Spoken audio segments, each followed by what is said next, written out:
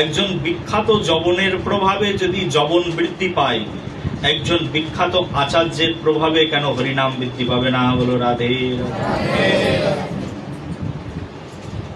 সমগ্র পৃথিবীর শ্রেষ্ঠ আচার্য, যাকে স্বয়ং মহাপ্রভু বললেন নামাচার্য, নামের আচার্য, নামাচার্য পদে ভূষিত করে দিলেন মহাপ্রভু।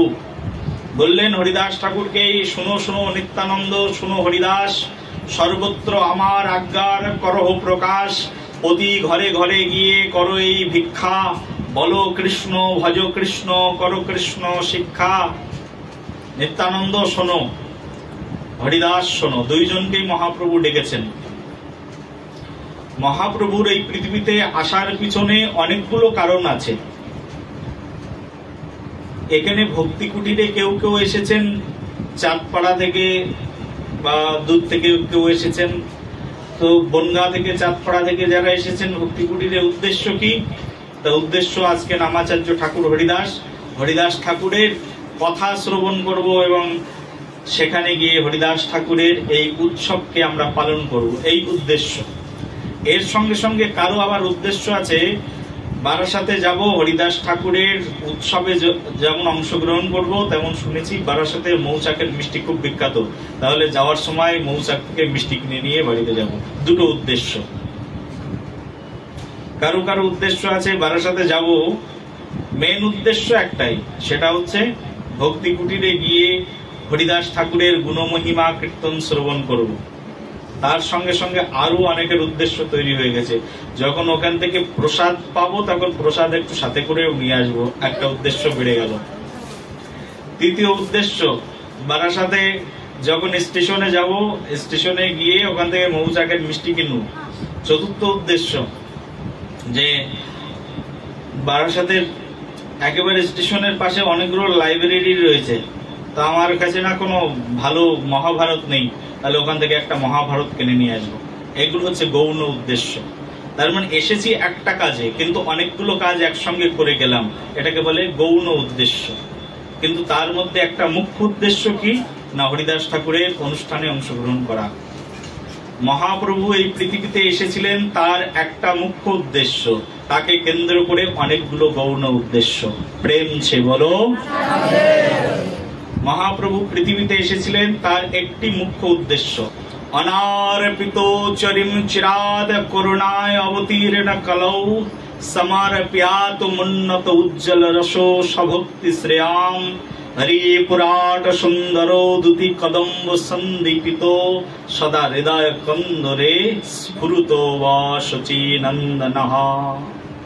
এই মহাপ্রভুর আবির্ভাবের কারণে কৃদীশ বা প্রণয় মহিমা কৃদৃশ বা বানাইবা, যেন অদ্ভুত কি মাধুরীমা, বলছে যেন অদ্ভুত মাধুরীমা, সেই অদ্ভুত মাধুরীমাকে আস্বাদন করবার জন্য স্বয়ং শ্রীমান মহাপ্রভু গৌর সুন্দর পৃথিবীতে অবতীর্ণ হয়েছে। কি ওই রাধা প্রেম, পূর্বকালে যে ঋণ ছিল সেই ঋণকে শোধ করবার জন্য শ্রীমান মহাপ্রভুর এই পৃথিবীতে আগমন। বলো রাধে রাধে। ঋণগ্রস্ত থেকে জীবনযাপন করো আর ঋণ রেখে মৃত্যুবরণ করো, ঋণ শোধ করবার জন্য তোমাকে এই পৃথিবীতে আসতেই হবে। সেই জন্য এই পৃথিবীর সর্বশ্রেষ্ঠ অভিশাপ যদি থেকে থাকে, সেই অভিশাপের নাম হচ্ছে ঋণ। কেউ ঋণগ্রস্ত অবস্থায় যদি মৃত্যুবরণ করে, তাহলে সে মৃত্যু অন্তে যে গ্রহলোকেই যেখানেই যাক না কেন, সেখানেই অশান্তির দাবানলে সে দগ্ধীভূত হতে থাকে। সেই জন্য ঋণ মুক্ত জীবনের চেয়ে বড় জীবন আর কিছু নেই। মহাপ্রভু তার ঋণ ছিল পূর্ব লীলাতে। পূর্বলীলার ঋণ কি? পূর্বলীলায় মহাপ্রভু যখন কৃষ্ণ ছিলেন, শ্যাম সুন্দর ছিলেন, সেই সময় তার ভিতরে ঋণ ছিল। কি ঋণ? যে রাধারানী যেভাবে তাকে ভালোবেসেছিলেন, সেই ভালোবাসা আস্বাদন করবার ঋণ। বনমালী গো তুমি পর জন্মে হয়েও রাধা। বনমালী তুমি পরের জন্মে রাধা হবে। রাধা হলে বুঝতে পারবে আমাকে যে কাঁদালে, 100 বছর ধরে কাঁদলাম তোমার জন্য, হা কৃষ্ণ বলে সদা সর্বক্ষণ বিরহের স্ফূর্তি, এটা পরের জন্মে সে তোমাকে শোধ করতে হবে। সেই কৃষ্ণই এবার রাধা হয়েছেন। রাধা হয়ে তেমনি ভাবে কেঁদেছেন, যেমনি ভাবে রাধারানী কৃষ্ণ বিরহের স্ফূর্তিতে কাঁদতেন, তেমনি ভাবে মহাপ্রভু কেঁদেছেন। মহাপ্রভুর আবির্ভাবের উদ্দেশ্য এই রাধা দাসত্বকে বরণ করে রাধার প্রেম মাধুরীমাকে আস্বাদন করা, রাধার প্রেম সম্পদকে লুণ্ঠন করে নেওয়া, রাধার প্রেম সম্পদকে হৃদয়ের মধ্যে আস্বাদনে আস্বাদিত করা, এই মহাপ্রভুর আগমনের প্রধান কারণ। এর সঙ্গে সঙ্গে মহাপ্রভুর কয়েকটি বিশেষ কারণ আছে আর কয়েকটি গৌণ কারণ আছে। বিশেষ কারণ কি? ভগবান শ্রীমান মহাপ্রভুর আবির্ভাবে বলছে বহু জন্ম যা প্রদান করা হয়নি সেই জিনিস প্রদান করব। কি বহু জন্ম প্রদান করা হয়নি? বলে অনারপিত চরিম চিরাত করুণায় অবতীর্ণ কলো।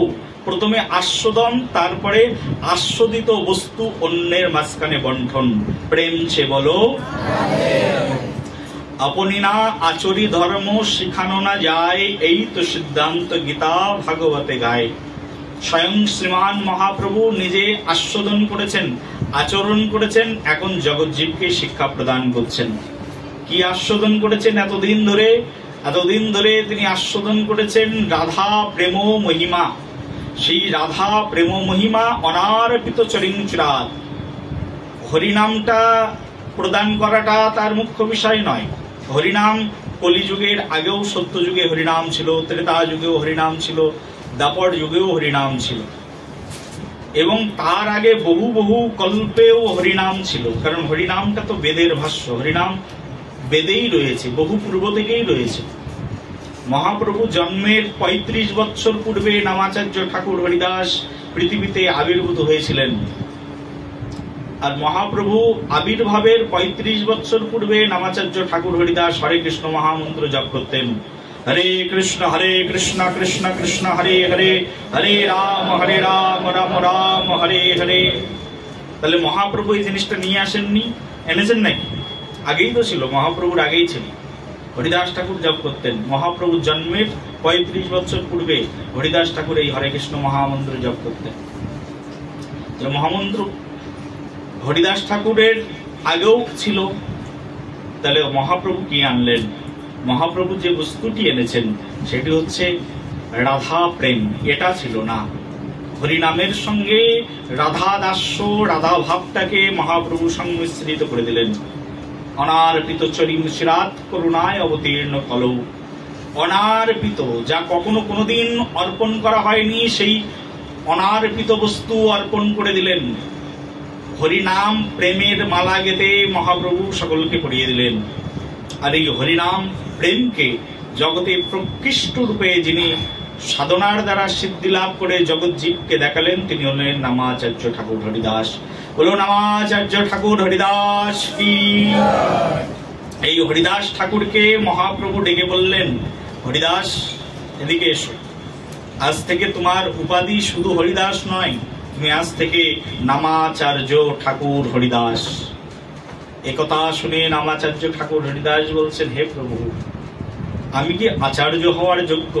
সবসময় তো হরিদাস ঠাকুর মহাপ্রভুকে মহাপ্রভু যখনই হরিদাস ঠাকুরকে ডাকতেন, হাত জোর করে হরিদাস ঠাকুর সম্মুখে এসে দাঁড়াতেন।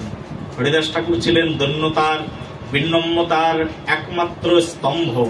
সমগ্র গৌড়ীয় বৈষ্ণব জগৎ হরিদাস ঠাকুরকে দেখেছেন বিনম্রতার প্রতীক হিসাবে।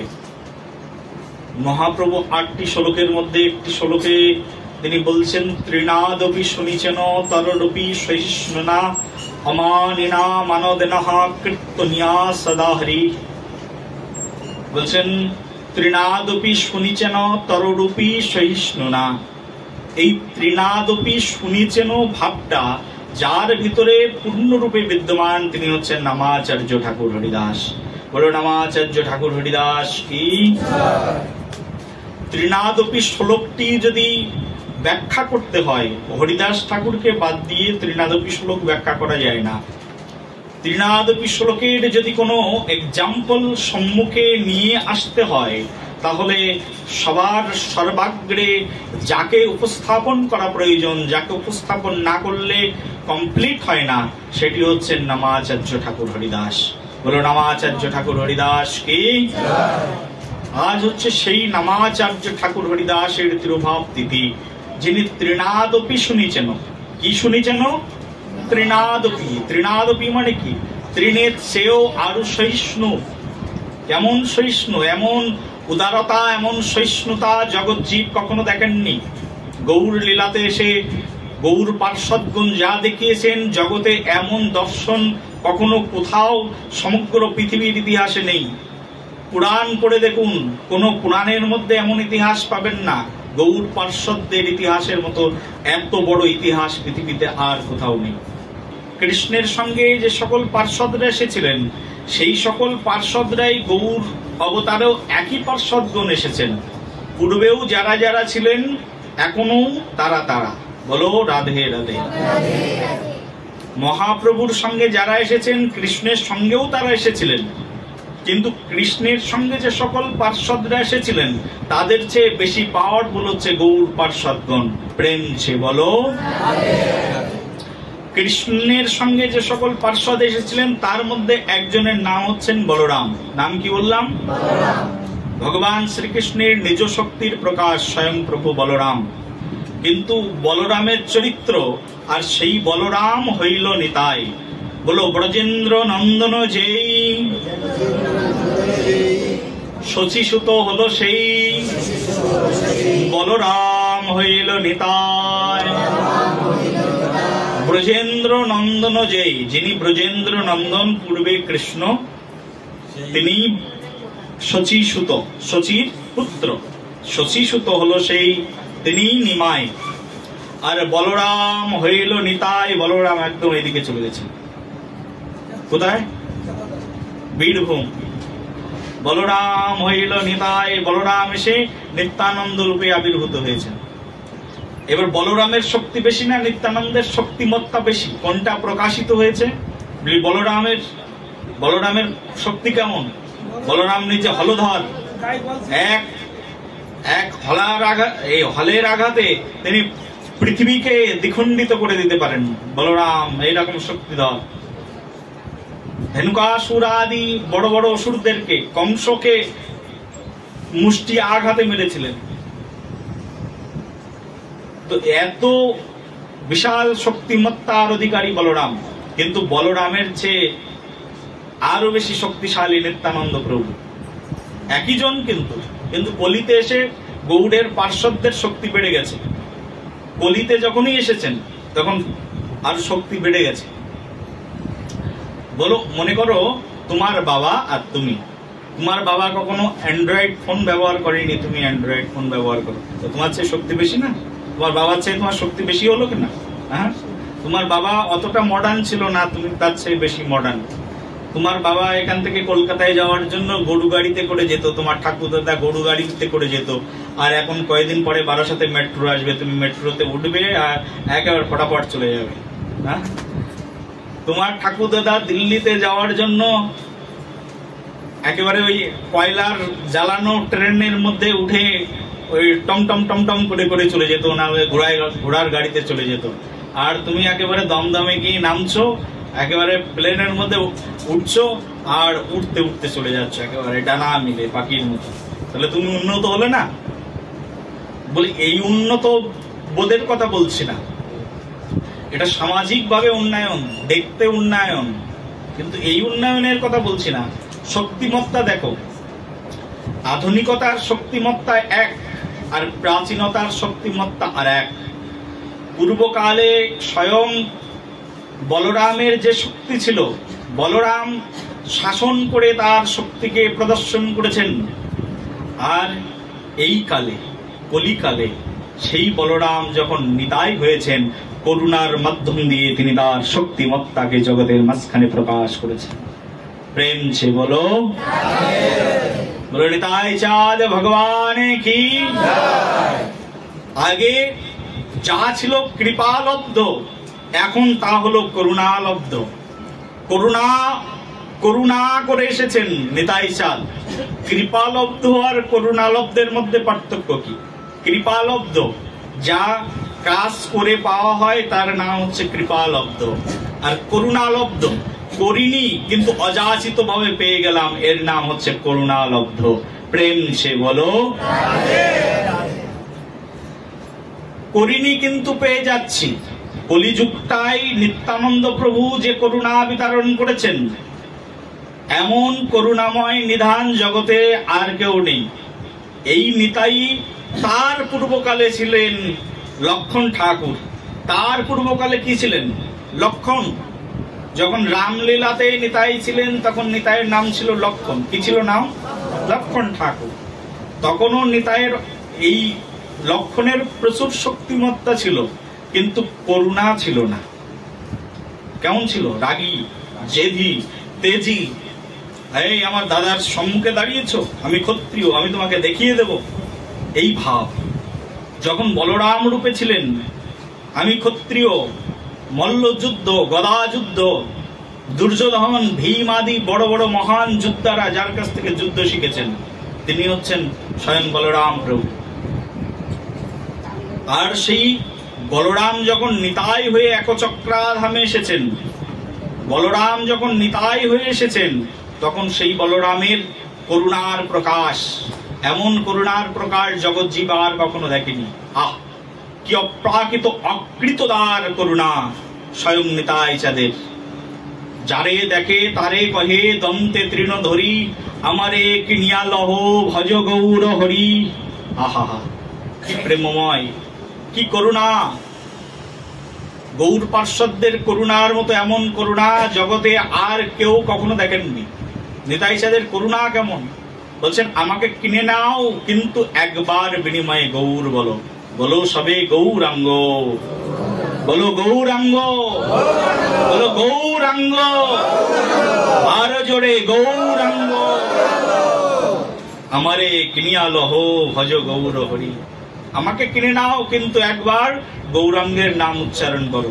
এমন করুণাকে কবে দেখিয়েছেন? নিতাই চাঁদের মতো। নামাচার্য ঠাকুর হরিদাস পূর্বের ব্রহ্মা। শাস্ত্রের মধ্যে হরিদাস ঠাকুরের বিশেষ তিনটি পরিচয় পাওয়া যায় ভক্তি রত্নাকার গ্রন্থের মধ্যে। তার মধ্যে একটি পরিচয়ে হরিদাস ঠাকুরকে বলা হচ্ছেন তিনি পূর্বকালের ব্রহ্মা। ব্রহ্মা কি একটু শুষ্ক মেজাজের না? দেখলে মনে হয় না ব্রহ্মাজি একটু শুষ্ক? কিন্তু সেই ব্রহ্মাই যখন হরিদাস, তখন তিনি করুণার মূর্তিমন্ত বিগ্রহ, একেবারে দুহাত জোর করে সম্মুখে এসে দাঁড়িয়েছেন, করুণাময় নিধান। হরিদাসের দ্বিতীয় পরিচয় কি? হরিদাসের দ্বিতীয় পরিচয় হচ্ছে ঋষিক মুনির পুত্র। ভক্তি রত্নাকার গ্রন্থের মধ্যে বর্ণনা করা আছে। ঋষিক মুনি অধৌত তুলসী পত্র ভগবানকে নিবেদন করবার জন্য তাকে যবনকুলে জন্মগ্রহণ করতে হয়েছে। হরিদাসের দ্বিতীয় পরিচয়। তৃতীয় পরিচয় বলছেন পূর্বকালের প্রহ্লাদ। পূর্বকালের প্রহ্লাদ। আর এই রত্নাকর গ্রন্থের মধ্যে তিনটি পরিচয়কে সংমিশ্রিত করে বলছেন এক হরিদাসের মধ্যে এই তিন আবেশ বিদ্যমান। বলো সবে রাধে, প্রেম সে বলো। নামাচার্য ঠাকুর হরিদাসের মধ্যে এই তিনটি আবেশ পূর্ণভাবে বিদ্যমান। প্রহ্লাদ নববিধা ভক্তির যাজন করিয়ে জগৎজীবকে নববিধা ভক্তির উচ্চতর শিক্ষা প্রদান করেছিলেন। এমন ভাবে ভাগবতে প্রহ্লাদের চরিত্র যেভাবে বর্ণনা করা আছে, এইরকম ভক্ত চরিত্র আর কোন পুরাণের মধ্যে বর্ণনা করা নেই। সেই প্রহ্লাদ হরিদাসের মধ্যে মিশ্রিত।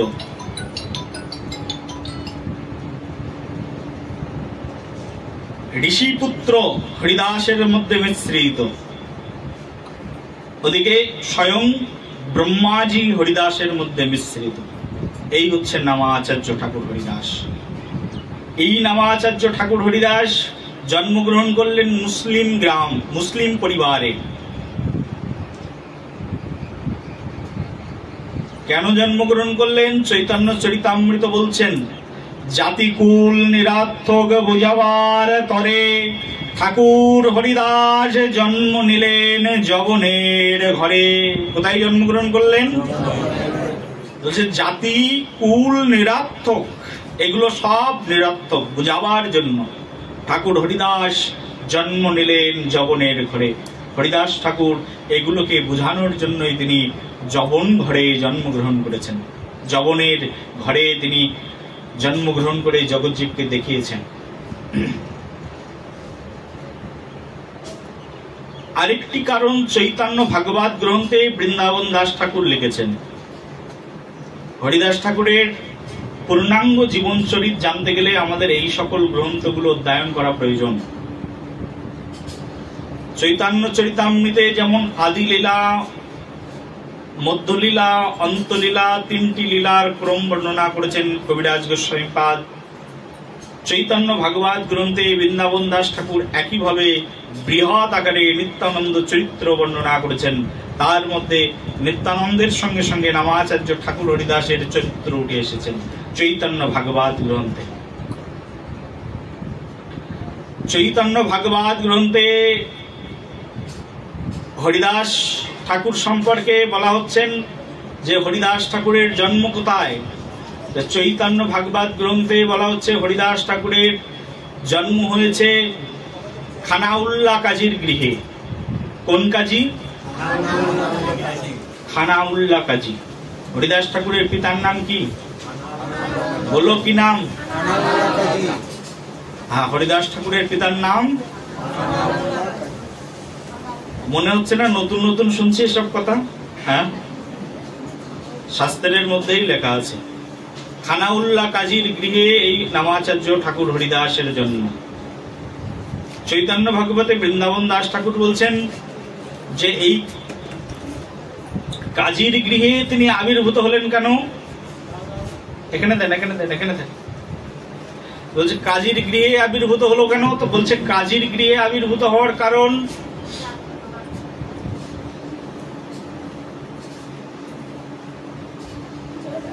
বলছে বিপ্রকুলে জন্মগ্রহণ করে কৃষ্ণ নাহি ভজে।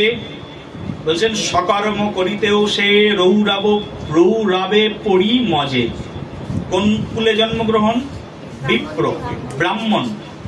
ব্রাহ্মণ কুলে জন্মগ্রহণ করেও যদি কৃষ্ণ নাহি ভজে, বলছে সকর্ম করিতেও সে রৌরবে পড়ি মজে। কিন্তু সকর্ম করলেও সে রৌরব নরকের মধ্যে পতিত হয়ে যায়। আবার বিপ্রকুলে জন্মগ্রহণ করলে আমাদের চারটি প্রধান অহংকার রয়েছে। তার মধ্যে একটি প্রধান অহংকার হচ্ছে কুলের অহংকার। কিসের অহংকার বললাম? কুলের অহংকার। আরেকটি হচ্ছে গুণের অহংকার, আরেকটি হচ্ছে রূপের অহংকার, আরেকটি হচ্ছে বিদ্যার অহংকার, আরেকটি হচ্ছে ধনের অহংকার। এই পঞ্চ প্রকার। বলছি এই অহংকার গুলো যদি কোনো মানুষের ভিতরে চলে আসে তখন সে আস্তে আস্তে নিজেকে শেষ করে দেয়।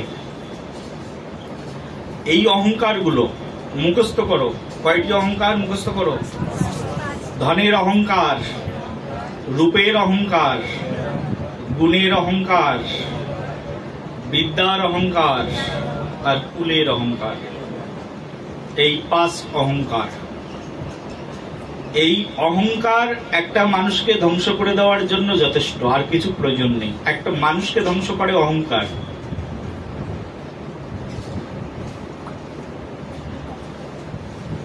এই এখানে টিন লাগানো আছে আমাদের ভক্তি কুটিরের ছাদের উপরে। এটাকে ধ্বংস করে দেবে মরীচিকা, ছত্রাক। তোমার ঘরের ল্যাপটপ, তোমার মোবাইলকে ধ্বংস করে দেবে একটা ভাইরাস। আর তোমাকে ধ্বংস করে দেবে তোমার ভিতরে থাকা ফলস ইগো, অহংকার। প্রেম সে বলো। প্রত্যেকটা বস্তুকে ধ্বংস করার জন্য এক একটা বিশেষ বিশেষ বস্তু আছে না?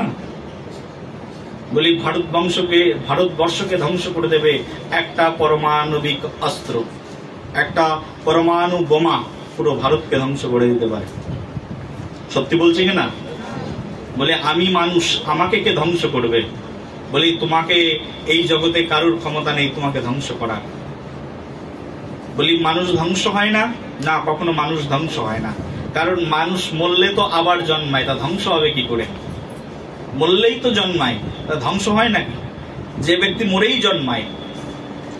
মহিষাসুরের মাথাগুলোকে বারবার কাটছে, বারবার লেগে যাচ্ছে, যত ফোঁটা রক্ত পড়ছে তত ফোঁটা তার জীবনী শক্তি বেড়ে যাচ্ছে, ততবার জন্মগ্রহণ করছে। রাবণের একটা মাথা কেটে দেখছে তো মরছে না, আর একটা মাথা লেগে যাচ্ছে, যতবার মারছে ততবার মাথা লেগে যাচ্ছে, মরছেই না। বলে মানুষও তো তাই। রাবণ আর তোমার মধ্যে কি পার্থক্য আছে? রাবণের মাথা একটা কাটলে আর একটা লেগে যাচ্ছে, যেমন তুমিও একবার মরলে আর একবার জন্মাবা। মৃত্যু তো নেই মানুষের। প্রেম সে বলো, কোন মানুষের মৃত্যু আছে নাকি? মরলেই আবার জন্মাবে, তাহলে মৃত্যু কোথায় হলো? মৃত্যু তো দেহের হয়, তোমার তো আর মৃত্যু হবে না। হবে কি? তুমি যে বস্তু তার তো আর মৃত্যু হবে না। নৈনম ছিন্দন্তি শস্ত্রাণি নৈনম দহতি পাবকঃ ন চৈনং ক্লেদয়ন্তপনশ্রীত মারুতঃ। তুমি তো মরবে না, তুমি সারা জীবন বেঁচে থাকবে। তোমার সঙ্গে কি পার্থক্য আছে তাহলে রাবণের, অসুরের? বলি অসুরেরও যেমন শক্তি আমারও তেমন শক্তি। প্রেম সে বলো, একই রকম শক্তি। অসুরের শক্তি আর তোমার শক্তি আমার শক্তির মধ্যে কোনো পার্থক্য নেই, একই রকম শক্তি। কারণ একই উপাদান, একই মার পেট থেকে দেবতা আর অসুর জন্মেছে, বুঝলে কিনা? একই ঋষির ঔরাস থেকে দেবতা অসুররা জন্মেছে, একই ঋষির ঔরাস থেকে এই সব তোমরা সব জন্মে এখানে বসে আছো। প্রেম সে বলো। সকলের এক জায়গায় বাস, সকলের একটি স্থান। একেবারে ঊর্ধ্বের দিকে যাও, যেতে যেতে যেতে যেতে যেতে যেতে দেখবে সকলের আদি পিতা যিনি তার নাম হচ্ছে মনু মহারাজ, সকলের আদি মাতা যিনি তার নাম হচ্ছে শতরূপা দেবী। প্রেম সে বলো। আদি তো এক জায়গায়, ওখান থেকে না ভাগ হতে হতে তুমি তোমার কর্ম অনুসারে শূদ্র হয়েছো, তুমি তোমার কর্ম অনুসারে বিপ্র হয়েছো, তুমি তোমার কর্ম অনুসারে বৈশ্য হয়েছো, তুমি তোমার কর্ম অনুসারে তোমার ক্ষত্রিয় ধর্ম যাজন করছো, তোমার কর্ম এটা। কিন্তু প্রত্যেকের মূল তো এক জায়গায়। এসেছি তো একটি জায়গা থেকে, একটি স্থান থেকে এসেছি। সকলের পিতাকে মনু মহারাজ, আর এই সমগ্র বিশ্ব ব্রহ্মাণ্ড, অখিল কোটি কোটি বিশ্ব ব্রহ্মাণ্ড, এই কোটি কোটি বিশ্ব ব্রহ্মাণ্ডের একজন পিতা। তিনি কে? তিনি ব্রহ্মার পিতা। তেনে ব্রহ্মা হৃদজা আদি কবয়ে মুচ্ছন্তি যত সূরয়া তেজবারি মৃদাম। আর সকল পৃথিবীর অখিল ব্রহ্মাণ্ড চরাচরের একজন পিতা। তিনি কে? তিনি ব্রহ্মার পিতা। তিনি কে? তিনি কৃষ্ণ। তিনি হচ্ছেন কৃষ্ণ। সমগ্র জগতের একমাত্র পিতা নাম কে? কৃষ্ণ পিতা, কৃষ্ণ মাতা, কৃষ্ণ হনপতি। বলো কৃষ্ণ বিহনে জীবের আর নাই গতি। সমগ্র জীবের একমাত্র পরম গতি হচ্ছেন পরমেশ্বর প্রভু ভগবান শ্রীকৃষ্ণ। প্রেম সে বলো। তো সেই জন্য এই যে সমগ্র জগৎ, এই অখিল চরাচরের একমাত্র আশ্রয় পরম প্রভু পরমেশ্বর পরমানন্দ মাধব চিৎ ঘনমূর্তি ভগবান শ্রীকৃষ্ণচন্দ্র, আর তারই তত্ত্বাবধানে আমরা রয়েছি। এই ভগবান শ্রীকৃষ্ণ যখন গৌর হয়ে আসলেন, গৌর হয়ে আসলে তিনি হলেন করুণাময়। আর গৌরের সঙ্গে সঙ্গে যখন গৌর পার্ষদগণ আসলেন, তারা হলেন করুণা নিধান। গৌর কখনো কখনো করুণা করতে ভুলে যায়, কিন্তু গৌর পার্ষদরা করুণা করতে কখনো ভুলেন না। বলো সবে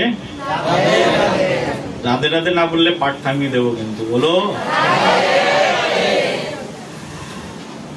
মহাপ্রভু কখনো কখনো ভুলে যান আমার কর্তব্য কর্ম কি, মহাপ্রভু নিজেই ভুলে যান। মহাপ্রভু কখন ভুলে যান? মহাপ্রভু তখন ভুলে যান যখন তার ভক্তকে কেউ অপমান করে, তখন তিনি ভুলে যান।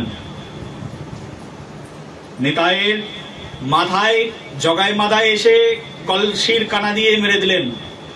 মহাপ্রভু ভুলে গেলেন যে আমার এই জগতে অবতারণের কারণ হচ্ছে করুণা বিতরণ, কৃপা বিতরণ নয়। কি বললাম? একটা কৃপালব্ধ আর একটা হচ্ছে করুণালব্ধ। পূর্বে কৃষ্ণ ছিল কৃপালব্ধ, কৃপায় কৃষ্ণকে পাওয়া যেত, আর কলিতে গৌর হচ্ছেন করুণালব্ধ। তাকে পাওয়ার দরকার নেই, তিনি পাইয়ে দেন, তিনি নিজে চলে আসেন ভক্তকে পাওয়ানোর জন্য। প্রেম সে বলো। আগে কৃপায় উঠতে হতো, কৃষ্ণের কাছে যেতে গেলে, বৃন্দাবনে যেতে গেলে হেঁটে হেঁটে যাওয়া লাগতো।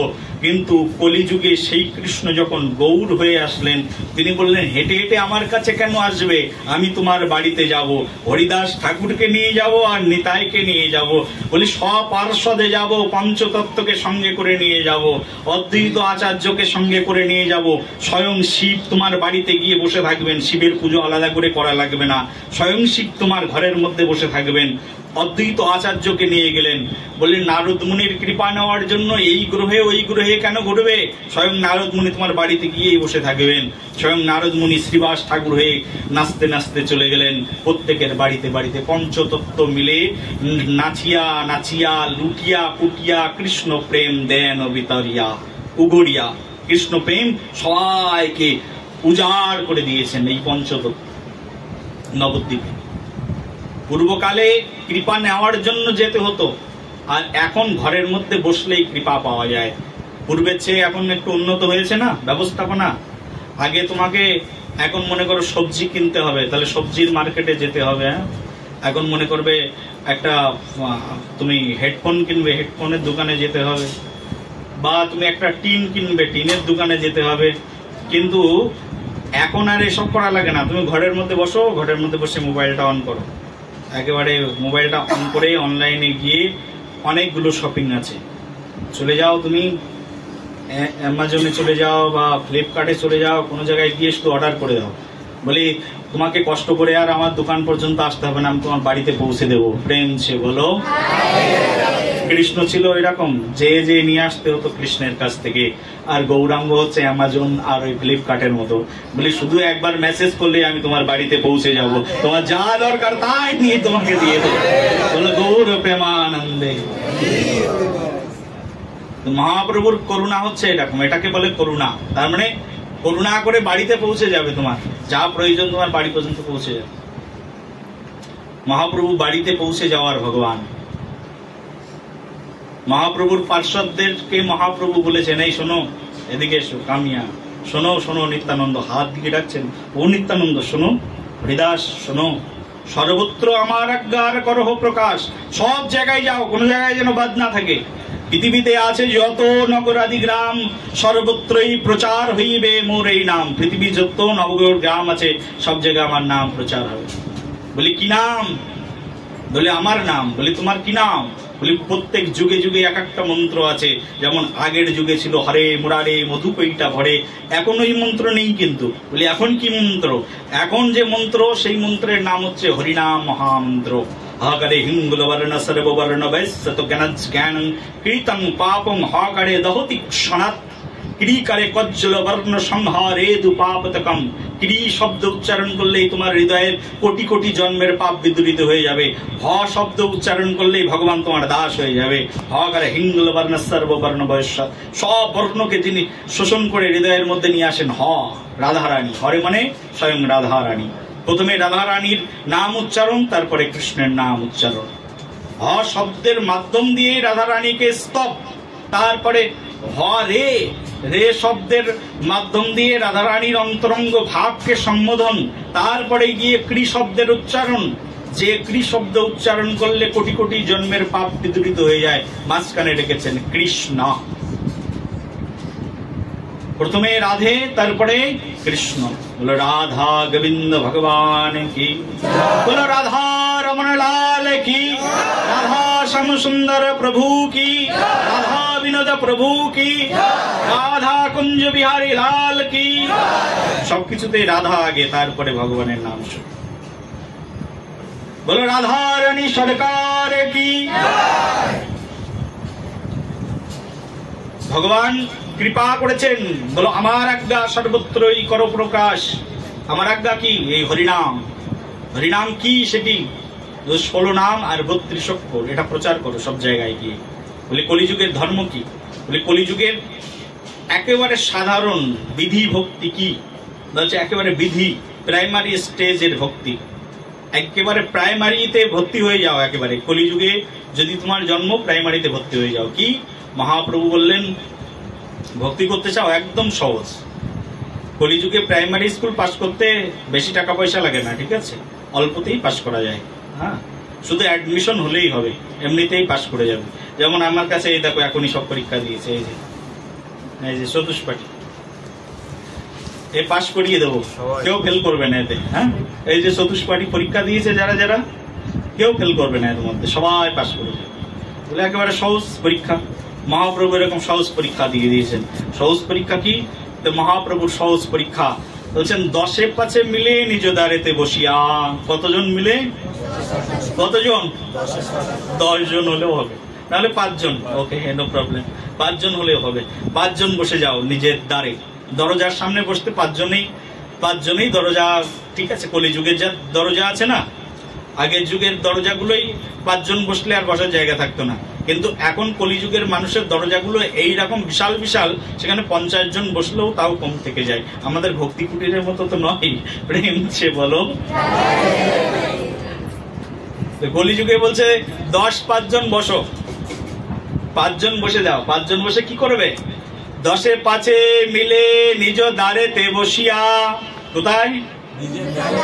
হ্যাঁ, ছেলে মেয়ে, শ্বশুর শাশুড়ি, নাকি বাবা মা, ছেলে মেয়ে, আর 2-1 জন যদি প্রতিবেশী আসে, বসে যাও।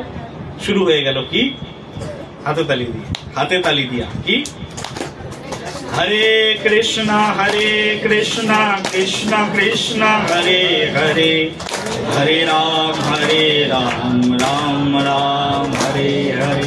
বলো হরে কৃষ্ণ কৃষ্ণ হরে হরে, হরে রাম রাম রাম হরে হরে। 10 5 মিলে নিজ দ্বারেতে বসিয়া কীর্তন করহ সবে হাতে তালি দিয়া। কীর্তন করো সবে হাতে তালি দিয়ে কীর্তন করতে থাকো। কীর্তন করলেই মহাপ্রভু খুশি। বলে ধর্ম কি? বলে কলিযুগের ধর্ম হয় হরিনাম সংকীর্তন। এর ধর্ম হয় হরিনাম সংকীর্তন। কলিযুগের ধর্ম কি? এত দ্বারতে অবতীর্ণ শ্রী সচিনন্দন। এই হরিনাম প্রচার করবার জন্য মহাপ্রভুর আগমন। বলে হরিনাম কাকে দিয়ে প্রচার করাবো? বলে 2 জন আছেন হরিনাম প্রচার করার মতো। কতজন? কতজন আছে? মাত্র 2% আছে হরিনাম প্রচার করতে পারে। বলে হরিনাম যতগুলো ডিপার্টমেন্ট মহাপ্রভু বানিয়েছিলেন, দেখবে একটা মন্দিরের মধ্যে অনেকগুলো কাজ থাকে, তাই না? দেখো আমাদের এই ভক্তি কুটির মন্দিরে আমাদের এখানে অনুষ্ঠান হবে, হরিদাস ঠাকুরের অনুষ্ঠান। ডিপার্টমেন্ট কতগুলো দেখো। তার মধ্যে এক দল আছেন যারা কীর্তন করেন, আমাদের গুরু ভাই প্রভু দাস, প্রাণকৃষ্ণ দাস বাবার পরম স্নেহধন্য শিষ্য প্রভু দাস, আমাদের শিষ্য সুনীল দাস, এনারা বসে কীর্তন শুরু করে দিলেন। একটা ডিপার্টমেন্ট কীর্তনের, তাই না? কীর্তনের একটা ডিপার্টমেন্ট, কীর্তন শুরু করে দিল। সকালে আসলে এরা যদি কীর্তন না শুরু করতো তাহলে কিন্তু শুরু হতো না। গুরু বন্দনা হয়ে গেল, বৈষ্ণব বন্দনা হয়ে গেল, পঞ্চতত্ত্ব বন্দনা হয়ে গেল, হরিনাম কীর্তন হয়ে গেল, তুলসী বন্দনা হয়ে গেল, এখন পাঠ হচ্ছে। এটা ডিপার্টমেন্ট তো। এটা তো একটা মন্দিরের মধ্যে কতগুলো ডিপার্টমেন্ট। মহাপ্রভুর এরকম অনেক ডিপার্টমেন্ট আছে, মহাপ্রভু নিজে বানিয়ে রেখেছে কীর্তনের ডিপার্টমেন্ট। আবার ওদিকে দেখো আমাদের রূপমঞ্জুরি দিদি রান্না শুরু করে দিয়েছেন, বনগা থেকে এসে রান্না শুরু হয়ে গেছে। আবার কমল মঞ্জুরি রান্না শুরু করে দিয়েছেন। রান্না না হলে হবে? ভগবানের ভোগ লাগবে। ওদিকে আমাদের মনোতোষ বাবা চলে এসছেন, ওনার ডিপার্টমেন্ট কি? বলি পুজো পার্বণে যা কিছু আছে একেবারে মালসাটাকে একটু সুন্দর করে সাজিয়েছেন। তার মধ্যে আমাদের এই স্পোর্টিং ক্লাবের এই নেতাজি পল্লীর সব মায়েরা যারা আছে, এদের আবার ডিপার্টমেন্ট আছে সবজি বানানো। কালকে রাতের থেকে শুরু করে দিয়েছেন সবজি বানানো। বাজার করে তো ফিরে এসছে কালকে রাত 12টার সময়। আমাদের অটো সার্ভিস ম্যান আছেন একজন জ্ঞান প্রকাশ মাধব, সে আবার বাজার করে 12টার সময় রাতে ফিরে এসছে। আর সন্ধ্যার থেকে সবজি বানানো শুরু হয়ে গেছে। আলাদা আলাদা ডিপার্টমেন্ট, তাই না? এই সব কিছু মিলেই একখানা মন্দির। আবার এই ভাগবত পাঠ করবার জন্য আমি স্বয়ং চলে এসেছি, এখানে এসে বসে গেছি। এটাও দরকার। ভাগবত কথা না হলে জ্ঞানের প্রকাশ হবে কোথার থেকে? আমাদের সুপ্ত আত্মা জাগরণ হবে কোথার থেকে? আমাদের আত্মজাগরণ, আত্মকল্যাণের বার্তা কোথার থেকে আসবে? ভাগবত কথা প্রয়োজন। তো সেই জন্য একটা অনুষ্ঠানকে প্রাণবন্ত করতে এতগুলো বিষয়ের প্রয়োজন, এতগুলো ডিপার্টমেন্টের প্রয়োজন। স্বয়ং শ্রীমান মহাপ্রভু গৌর সুন্দর এরকম অনেকগুলো ডিপার্টমেন্ট বানিয়েছেন, তার মধ্যে এক একজনকে এক এক দায়িত্ব দিয়েছেন। এই সনাতন শোনো শোনো, এখানে থেকে লাভ নেই। রূপ গোস্বামী, তোমার এখানে থেকে লাভ নেই। ছিল দবির খাস সাকর মল্লিক, ভগবান মহাপ্রভু কৃপা করে নাম দিয়ে দিলেন রূপ সনাতন গোস্বামী। কি নাম দিয়ে দিলেন? রূপ সনাতন গোস্বামী। যাও বৃন্দাবনে চলে যাও। একবার বৃন্দাবনে চলে গেলেন, বললেন যাও লুপ্ত তীর্থকে উদ্ধার করো। আর বসে বসে গ্রন্থ রচনা করলো। আর বসে বসে হরিভক্তি বিলাস থেকে শুরু করে তারপরে ভক্তি রসামৃত সিন্ধু আদি গ্রন্থ থেকে শুরু করে উজ্জ্বল নীলমণি গ্রন্থ আদি থেকে শুরু করে কত বিশাল রত্ন সম্ভারকে জগতের মাঝখানে উপস্থাপন করলেন। কি নাম? রূপ গোস্বামী, সনাতন গোস্বামী। বলি স্বরূপ দামোদর, তোমাকে ওখানে যেতে হবে না, আমার সঙ্গেই থাকো। কোথায়? আমি পুরী ধামে থাকবো, তুমি আমার পার্সোনাল সার্ভেন্ট হিসাবে সেবা করবে। স্বরূপ দামোদরকে রেখে দিলেন মহাপ্রভু তার কাছে। একদল পাঠিয়ে দিলেন, যাও বৃন্দাবনে লুপ্ত তীর্থ উদ্ধার করো আর যে গ্রন্থ রচনা করো। তারা গিয়ে গ্রন্থ রচনা করলেন। রঘুনাথ দাস গোস্বামী চলে যাও, তুমি, তোমার এখানে জায়গা নয়। আগে রঘুনাথ দাস গোস্বামী থাকতেন পুরী ধামে। মহাপ্রভু একদিন বলছেন, কি করো? যে আমি দাঁড়িয়ে দাঁড়িয়ে দাঁড়িয়ে ভিক্ষা করি। বলি রাজদ্বারে ভিক্ষা বৃত্তি বেশ্যার সমান। কি করো? রাজদ্বারে দাঁড়িয়ে দাঁড়িয়ে ভিক্ষা করো। বলে আজ থেকে আর চেয়ে খাবো না। কি করবে তাহলে? এখন থেকে যা পাবো অযাচক ব্যক্তি গ্রহণ করে নেব, যা পাবো তাই খাও। পুরী ধামের ড্রেন দিয়ে পচা বাসি প্রসাদ ভেসে ভেসে যেত। রঘুনাথ দাস সেখান থেকে তুলে তুলে সেই পচা বাসি প্রসাদ খেয়ে জীবন ধারণ করতেন। একদিন কৃপা হলো মহাপ্রভু, রঘুনাথ দাস গোস্বামী গেলেন বৃন্দাবনে। থাকবেন কোথায়? বৃন্দাবনের সর্বশ্রেষ্ঠ স্থান। রূপ গোস্বামীপাদ বর্ণনা করছেন সমগ্র পৃথিবীর মধ্যে শ্রেষ্ঠ স্থান মথুরা। নাম কি?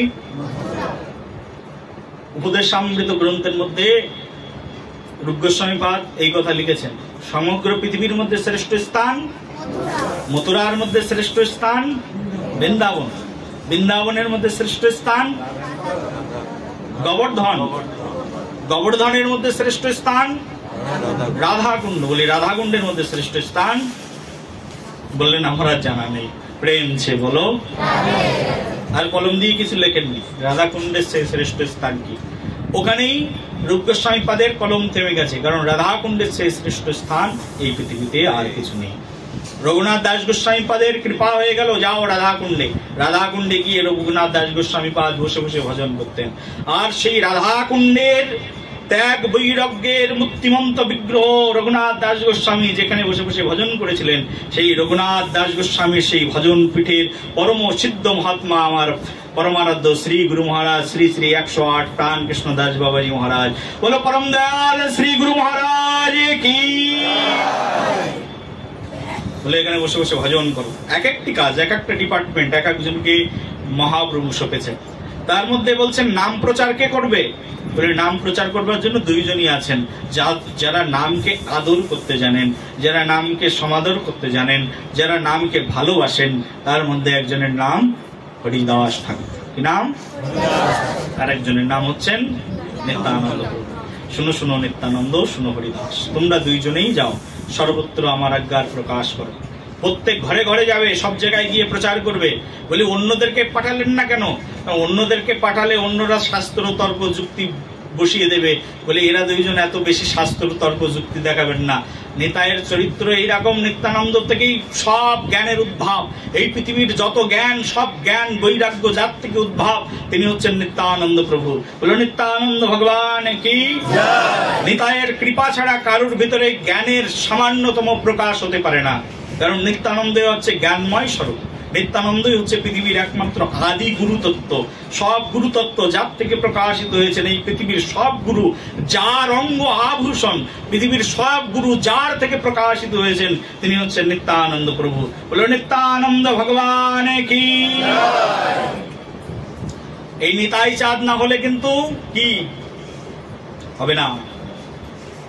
এই নিতাই চাঁদ সব ব্যবস্থাপনা করেছেন। নিতাই চাঁদের মতো এমন করুণাময়, এমন পাবনী কেউ নেই। নিত্যানন্দ প্রভু আর হরিদাস ঠাকুর। হরিদাস ঠাকুর তো কেউ আসলে আগের থেকে হাত জোর করেন, অত জ্ঞানের ঠনঠনানি নেই হরিদাস ঠাকুরের। হরিদাস ঠাকুর একেবারে বিনম্রতার প্রতীক। কেউ মারলে মারবে, মুখটা পেতে দেয়, মারো। এই হরিদাস ঠাকুরের ক্ষেত্রে শুধু এই শব্দটাই প্রয়োগ, এখান থেকেই শুরু করেছিলাম। কি ত্রিনাদপি শুনিচনাতর রূপী সহিষ্ণুনা আমানিনা মানদিনা কীর্তনিয়া সদা হরি। এই শ্লোকটি হরিদাস ঠাকুরের ক্ষেত্রেই একমাত্র প্রযোজ্য। এই ত্রিনাদপি শ্লোককে ব্যাখ্যা করতে গেলে যাকে প্রয়োজন তিনি হচ্ছে নামাচার্য ঠাকুর হরিদাস। হরিদাস ঠাকুর ত্রিনাদপি কেন? 22 বাজার মুসলন্দপুরের মধ্যেই এই নামাচার্য ঠাকুর হরিদাসকে এই 22 বাজারের মধ্যে হরিদাস ঠাকুরকে বেত্রাঘাত করা হয়। কিন্তু হরিদাস ঠাকুর বেতের আঘাতগুলোকে সহ্য করেছেন, কিন্তু একবারের জন্য কিন্তু প্রতিবাদ করেননি। হরিদাস ঠাকুরের অন্যায় কি? হরিদাস ঠাকুরের একটাই অন্যায়, তিনি মুখে হরে কৃষ্ণ মহামন্ত্র কীর্তন করেন। বলি যবন কুলে জন্মগ্রহণ করে হরিনাম করো, তোমার লজ্জা করে না? কোন কুলে জন্মগ্রহণ হরিদাসের? বলি যবন কুলে জন্মগ্রহণ করে হরিনাম করো, তোমার লজ্জা করে না? মুসলিম ঘরে জন্ম, আবার হরিনাম করো। মুলুকপতি ছিলেন সেই সময়ের শাসক মুলুকপতি। মুলুকপতি বলছেন যে যবন ঘরে জন্ম, আবার হরিনাম করো। তুমি এখনো কলেমা পড়ো, এখানেই লেখা আছে চৈতন্য চরিতামৃত। এখনই কলেমা পড়ো, কলেমা পড়ে তুমি আবার মুসলিম ধর্মে ফিরে এসো। হরিদাস ঠাকুর বলছেন এ দেহ করি যদি কাটি করো খান খান, তথাপিও বদনে আমি না ছাড়িব হরিনাম। বল হরে কৃষ্ণ কৃষ্ণ কৃষ্ণ হরে হরে, হরে রাম রাম রাম হরে হরে। ওখানে বসে পড়ো, বসে পড়ো, কেউ দাঁড়াবে না, এতে দৃষ্টিভঙ্গি নষ্ট হয়ে যায়। বলে সামনের দিকে সরে এসো, সামনের দিকে সরে এসো।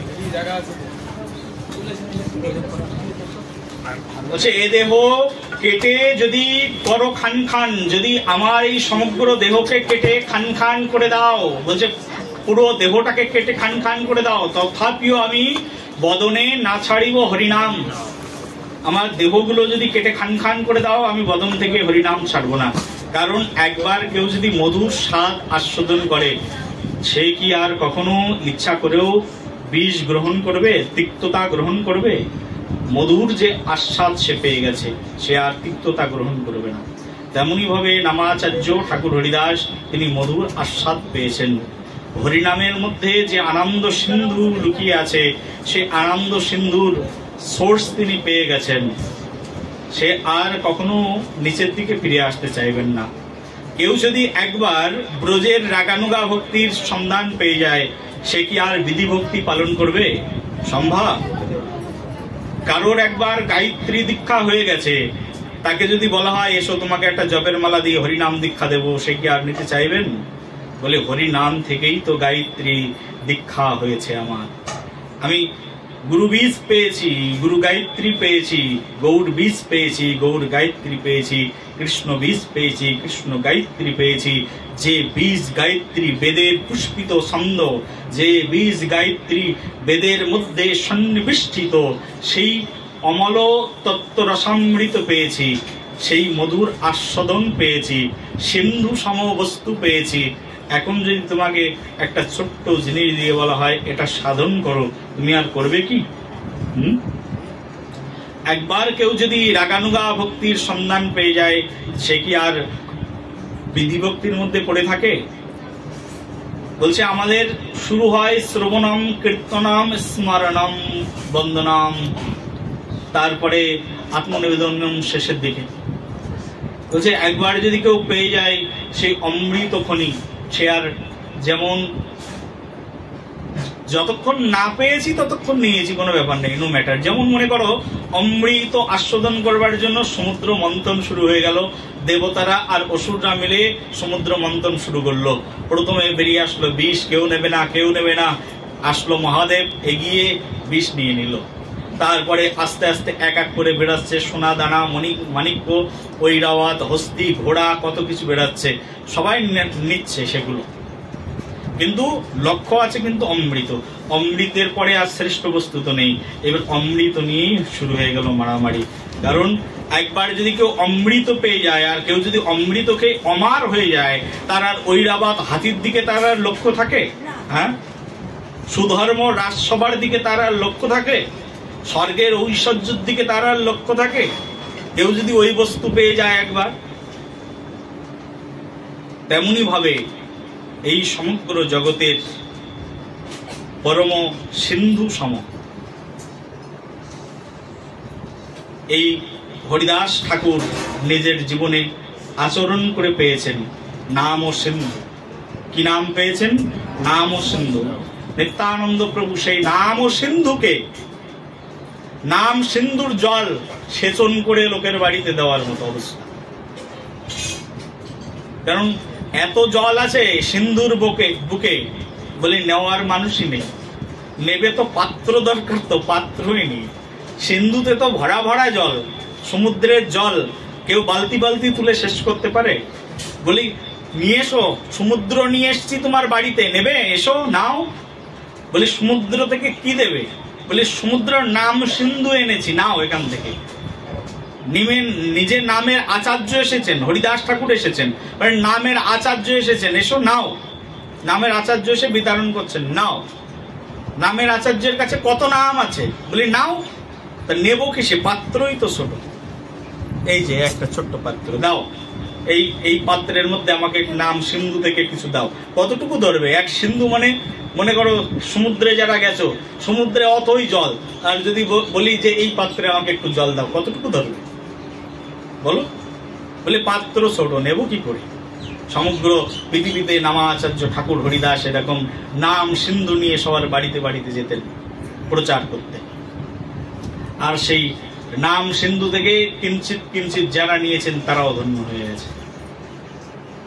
এমনই পরম উদার হরিদাস ঠাকুর 22 বাজারে বেত্রাঘাত খেয়েছেন, কিন্তু বিনিময়ে প্রতিবাদ করেননি। কারণ তিনি একমাত্র ব্যক্তি যিনি সমগ্র জীবনটা গৌর চরণে সম্পূর্ণরূপে সমর্পণ করেছিলেন, যিনি কৃষ্ণ চরণে নিজের জীবনকে সম্পূর্ণরূপে সমর্পণ করেছিলেন। সামান্যতম কিছু রাখেননি, সব কিছু দিয়ে দিয়েছিলেন গৌর চরণে, সব কিছু দিয়ে দিয়েছিলেন কৃষ্ণ চরণে। বলে নামাচার্য ঠাকুর হরিদাস কি। আজকে নামাচার্য ঠাকুর হরিদাসের এই তিরুভাব তিথি। সারা জীবন ধরে তিনি 3 লক্ষ হরিনাম কীর্তন করেছেন। বেনাপোলের জঙ্গলের ভিতরে বসে বসে হরিনাম করতেন। বলে পৃথিবীর সবাই ডিস্টার্ব করে, জঙ্গলের মধ্যে যাবো, দেখি কেউ ডিস্টার্ব করে কিনা। জঙ্গলকে সাধন ক্ষেত্র বানিয়ে নিয়েছেন হরিদাস ঠাকুর। আমাদের আচার্য আছেন, কীর্তন লিখেছেন, গৃহে বা বনেতে থাকো, হা গৌরাঙ্গ বলে ডাকো, নরোত্তম মাগে তার সঙ্গ। গৃহের মধ্যে থাকো আর বনের মধ্যে থাকো, যেখানেই থাকো না কেন, কি বলে ডাকো? বলো কি বলে ডাকো? বলো গৌরাঙ্গ ভগবান কি। গৃহে থাকলেও গৃহটা বৃন্দাবন হয়ে যাবে কেউ যদি গৌরাঙ্গ গোবিন্দের নাম গুণাগুণ কীর্তন করেন। আবার যদি কেউ কোনো সাধক জঙ্গলের মধ্যে থাকে, জঙ্গলটাও বৃন্দাবন হয়ে যাবে যদি সে গৌর গোবিন্দের নাম গুণকীর্তন করেন। প্রেম সে বলো। গৌর এবং গৌরাঙ্গের নাম কীর্তন মাধুরীমায় সমগ্র জগৎ ধন্যাতি ধন্য হয়ে যায়। বেনাপোলের জঙ্গলের মধ্যে থাকতেন ঠাকুর হরিদাস, বসে বসে হরিনাম জপ করতেন। ঠাকুর হরিদাস কিন্তু বিদ্বান ছিলেন, এরকম নয় মূর্খ ছিলেন। 5 বছর ধরে ঠাকুর হরিদাস জগনকুলে জন্মগ্রহণ করলেও 5 বছর ধরে হরিদাস ঠাকুর দুধ খেয়ে জীবিত ছিলেন। কি খেয়ে বলো? এই ইতিহাস জানো কিনা? হ্যাঁ, জানবে কি করে? চৈতন্য চরিতামৃতে তো নেই, তা জানবে কি করে? এটা আছে অদ্বৈত প্রকাশ গ্রন্থের মধ্যে। নামই শোনি কখনো, তা পড়বে কি করে? ঈশান নাগরের লেখা অদ্বৈত প্রকাশ গ্রন্থ। এই অদ্বৈত প্রকাশ গ্রন্থের মধ্যে অদ্বৈত আচার্যের পুত্র ঈশান নাগর এই অদ্বৈত প্রকাশ গ্রন্থের মধ্যে হরিদাস ঠাকুরের এইটুকু জীবনী লিখেছেন।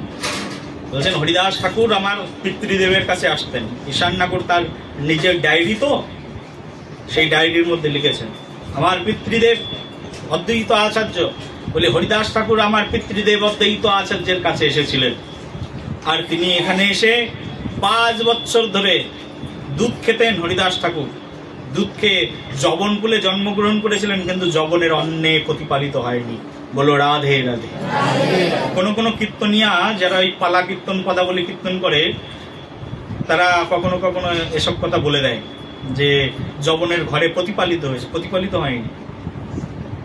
তার মানে অন্ন গ্রহণ করেননি হরিদাস ঠাকুর। এমনই শুদ্ধ মহাত্মা ছিলেন, যবনের ঘরে ছিলেন, কিন্তু যবনের ঘরে থেকে 5 বছর তিনি দুধ খেয়েছিলেন। ঈশান নাগর লিখেছেন তার গ্রন্থের মধ্যে। দুধ খেয়ে 5 বছর ধরে বড় হয়েছেন, শুধু দুধ খেতেন, আর কিছু খেতেন না, দুধ খেয়ে জীবনযাপন করেছেন। তো অদ্বৈত ঠাকুর এর কাছে হরিদাস ঠাকুর এসেছিলেন শিক্ষা গ্রহণ করবার জন্য, এবং পাঠশালার যে শিক্ষা, গুরুকুলের যে শিক্ষা, সেই গুরুকুলের শিক্ষা নামাচার্য ঠাকুর হরিদাস অদ্বৈত আচার্য প্রভুর গৃহ থেকেই শিখেছিলেন। অদ্বৈত আচার্য প্রভুই ছিলেন তার গুরু। এই অদ্বৈত ঠাকুরের কাছ থেকেই তিনি পাঠশালার শিক্ষা গ্রহণ করেছিলেন ঠাকুর হরিদাস। বলে ঠাকুর হরিদাস কি? এই হরিদাস ঠাকুর তিনি পরম বিদ্বান ছিলেন, পরম পণ্ডিত ছিলেন। তার পাণ্ডিত্যের তুলনা পৃথিবীতে মিলা ভার। এত বড় পণ্ডিত ছিলেন, কিন্তু কখনো বিদ্যার গৌরব ছিল না। তার বিদ্যার প্রকাশ মানুষ দেখতে পারেননি। তার বিদ্যার প্রকাশ তিনি তার ব্যক্তিগত জীবনে করেছেন। তার আচরণের মাধ্যম দিয়ে তিনি তার বিদ্যার প্রকাশ করেছেন। অদ্বৈত আচার্য ঠাকুর তাকে সব শিক্ষাই প্রদান করেছিলেন। এমনকি ঠাকুর অদ্বৈত আচার্য তাকে ব্রাহ্মণের ভোজনটা হরিদাস ঠাকুরকে দিয়ে করেছিলেন। যেটা ব্রাহ্মণের প্রাপ্য সেটা হরিদাস ঠাকুরকে দিয়ে করেছিলেন। হরিদাস, তুমি আমার পিতৃদেবের শ্রাদ্ধের শ্রেষ্ঠ পাত্রটি গ্রহণ করো, সেটা হরিদাস ঠাকুরকে দিয়ে করিয়েছিলেন। এই হরিদাস ঠাকুর ফুলিয়াতে থাকতেন। ফুলিয়ায় গেছো কেউ? ফুলিয়া কীর্তিবাস পণ্ডিতের বাড়ি, রামায়ণের রচয়িতা বাংলা ভাষায়। এই ফুলিয়াতে হরিদাস ঠাকুর একটা গুফার পরে বসে বসে ভজন করতেন। প্রথমে তো তিনি বেনাপোলের জঙ্গলে ভজন করতেন। বেনাপোলের জঙ্গলের মধ্যে যখন ভজন করতেন, তখন লোকপহীরা এসেছিলেন তাকে পরীক্ষা করতে। এই কথা বলবে না, এই বাবাজি এখানে বসে পড়ো, নাহলে বাইরে যাও। হ্যাঁ, হরিদাস ঠাকুর যখন বেনাপোলের জঙ্গলে থাকতেন, তখন বেনাপোলের জঙ্গলটা তার সাধন পীঠে পরিণত হয়েছিল। নামের শক্তি এমন, কারোর সন্তান হতো না। যে হরিদাস ঠাকুর জঙ্গলের মধ্যে বসে বসে ভজন করতেন, আর হরিদাস ঠাকুর যেখানে বসে বসে হরে কৃষ্ণ মহামন্ত্র কীর্তন করতেন, ওখানকার মাটি একজন গর্ভবতী স্ত্রীর মস্তকে ভূষিত করলে, এই যার গর্ভে সন্তান আসেননি তিনি গর্ভবতী হয়ে যেতেন। এইরকম ছিল হরিদাস ঠাকুরের মহিমা। পূর্বকালে গ্রামের পর গ্রাম মানুষ কলেরা, টাইফয়েড এইসব রোগে মৃত্যুবরণ করতেন। গুটি বসন্ত এইসব রোগের কথা শাস্ত্রে পাওয়া যায়। এইসব রোগে গ্রামের পর গ্রাম মানুষ মৃত্যুবরণ করতেন। আর তখন ওই হরিদাস ঠাকুর বেনাপোলের জঙ্গলের মধ্যে সাধনা করতেন। সবাই যে হরিদাস ঠাকুরের ওই যেখানে বসে সাধনা করতেন, ওই মাটি নিয়ে গুটি বসন্ত হয়েছে তার গায়ে লাগিয়ে দিতেন, সঙ্গে সঙ্গে সুস্থ হয়ে যেত সেই ব্যক্তি। বড় বড় রোগে মৃত্যুবরণ করছেন, তাদের মাথায় গিয়ে লাগিয়ে দিতেন আর সুস্থ হয়ে যেত।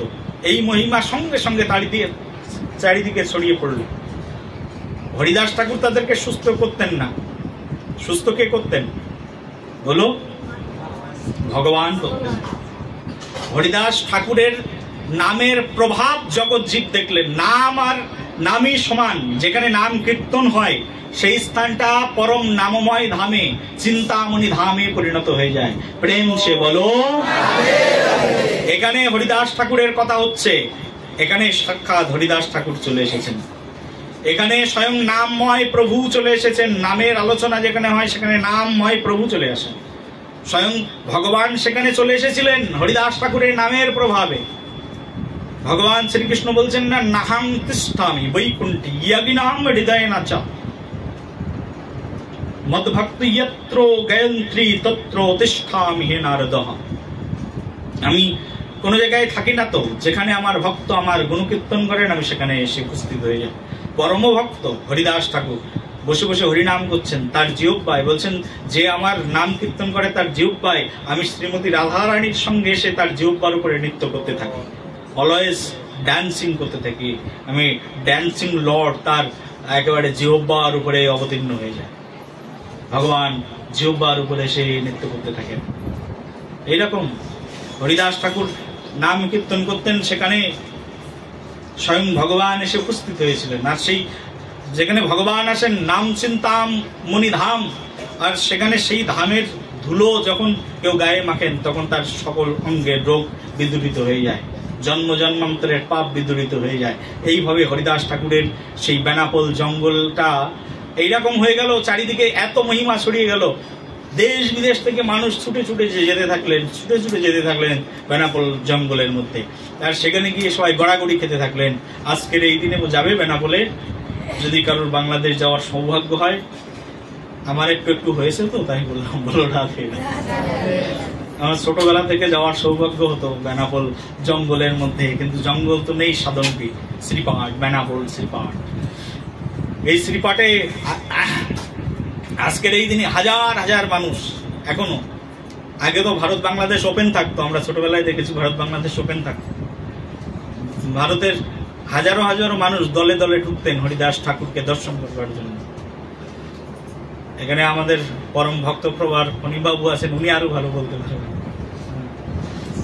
তো হাজার হাজার মানুষ এরকম ঢুকতেন, ঢুকে হরিদাস ঠাকুরের কৃপা গ্রহণ করতেন।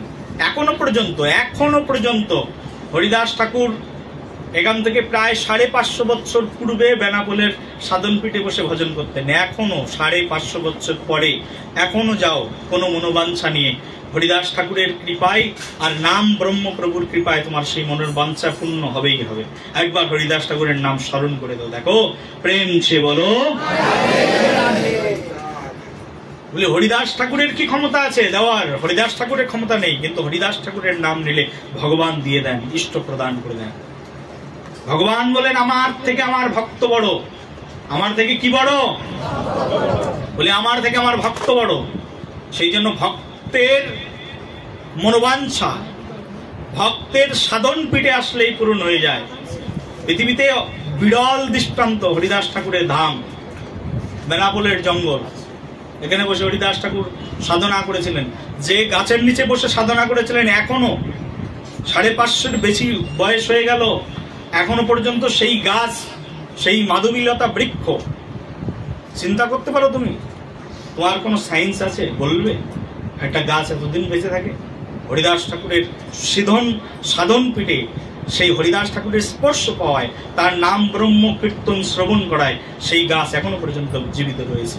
দেখে আসো, বিশ্বাস না ভিসা লাগাও, ভিসা লাগিয়ে চলে যাও, দেখতে পাবো পরম ধাম হরিদাস ঠাকুরের ধাম, নাম চিন্তামণি ধাম। বলো সবে নামাচার্য ঠাকুর হরিদাস কি। এই হরিদাস ঠাকুর পরবর্তীতে তিনি ফুলিয়ার গুফার মধ্যে বসে ভজন করতেন। নিচে থাকতো একটা সাপ, হরিদাস ঠাকুর তার উপরে বসে বসে হরে কৃষ্ণ মহামন্ত্র কীর্তন করতেন। হরে কৃষ্ণ কৃষ্ণ কৃষ্ণ হরে হরে, হরে রাম রাম রাম হরে হরে। ওখানে ফুলিয়ার গুফার উপরে বসে বসে হরিনাম করতেন, আর সাপ আর হরিদাস ঠাকুর একসঙ্গে বসতেন। তুমি বসতে পারবে? বিশাল বড় সাপ, সেই সাপের মাথার পরে হরিদাস ঠাকুর বসে বসে হরিনাম করতেন সেই গুফার উপরে বসে। গ্রামের মানুষ আসতেন হরিদাস ঠাকুরের কাছে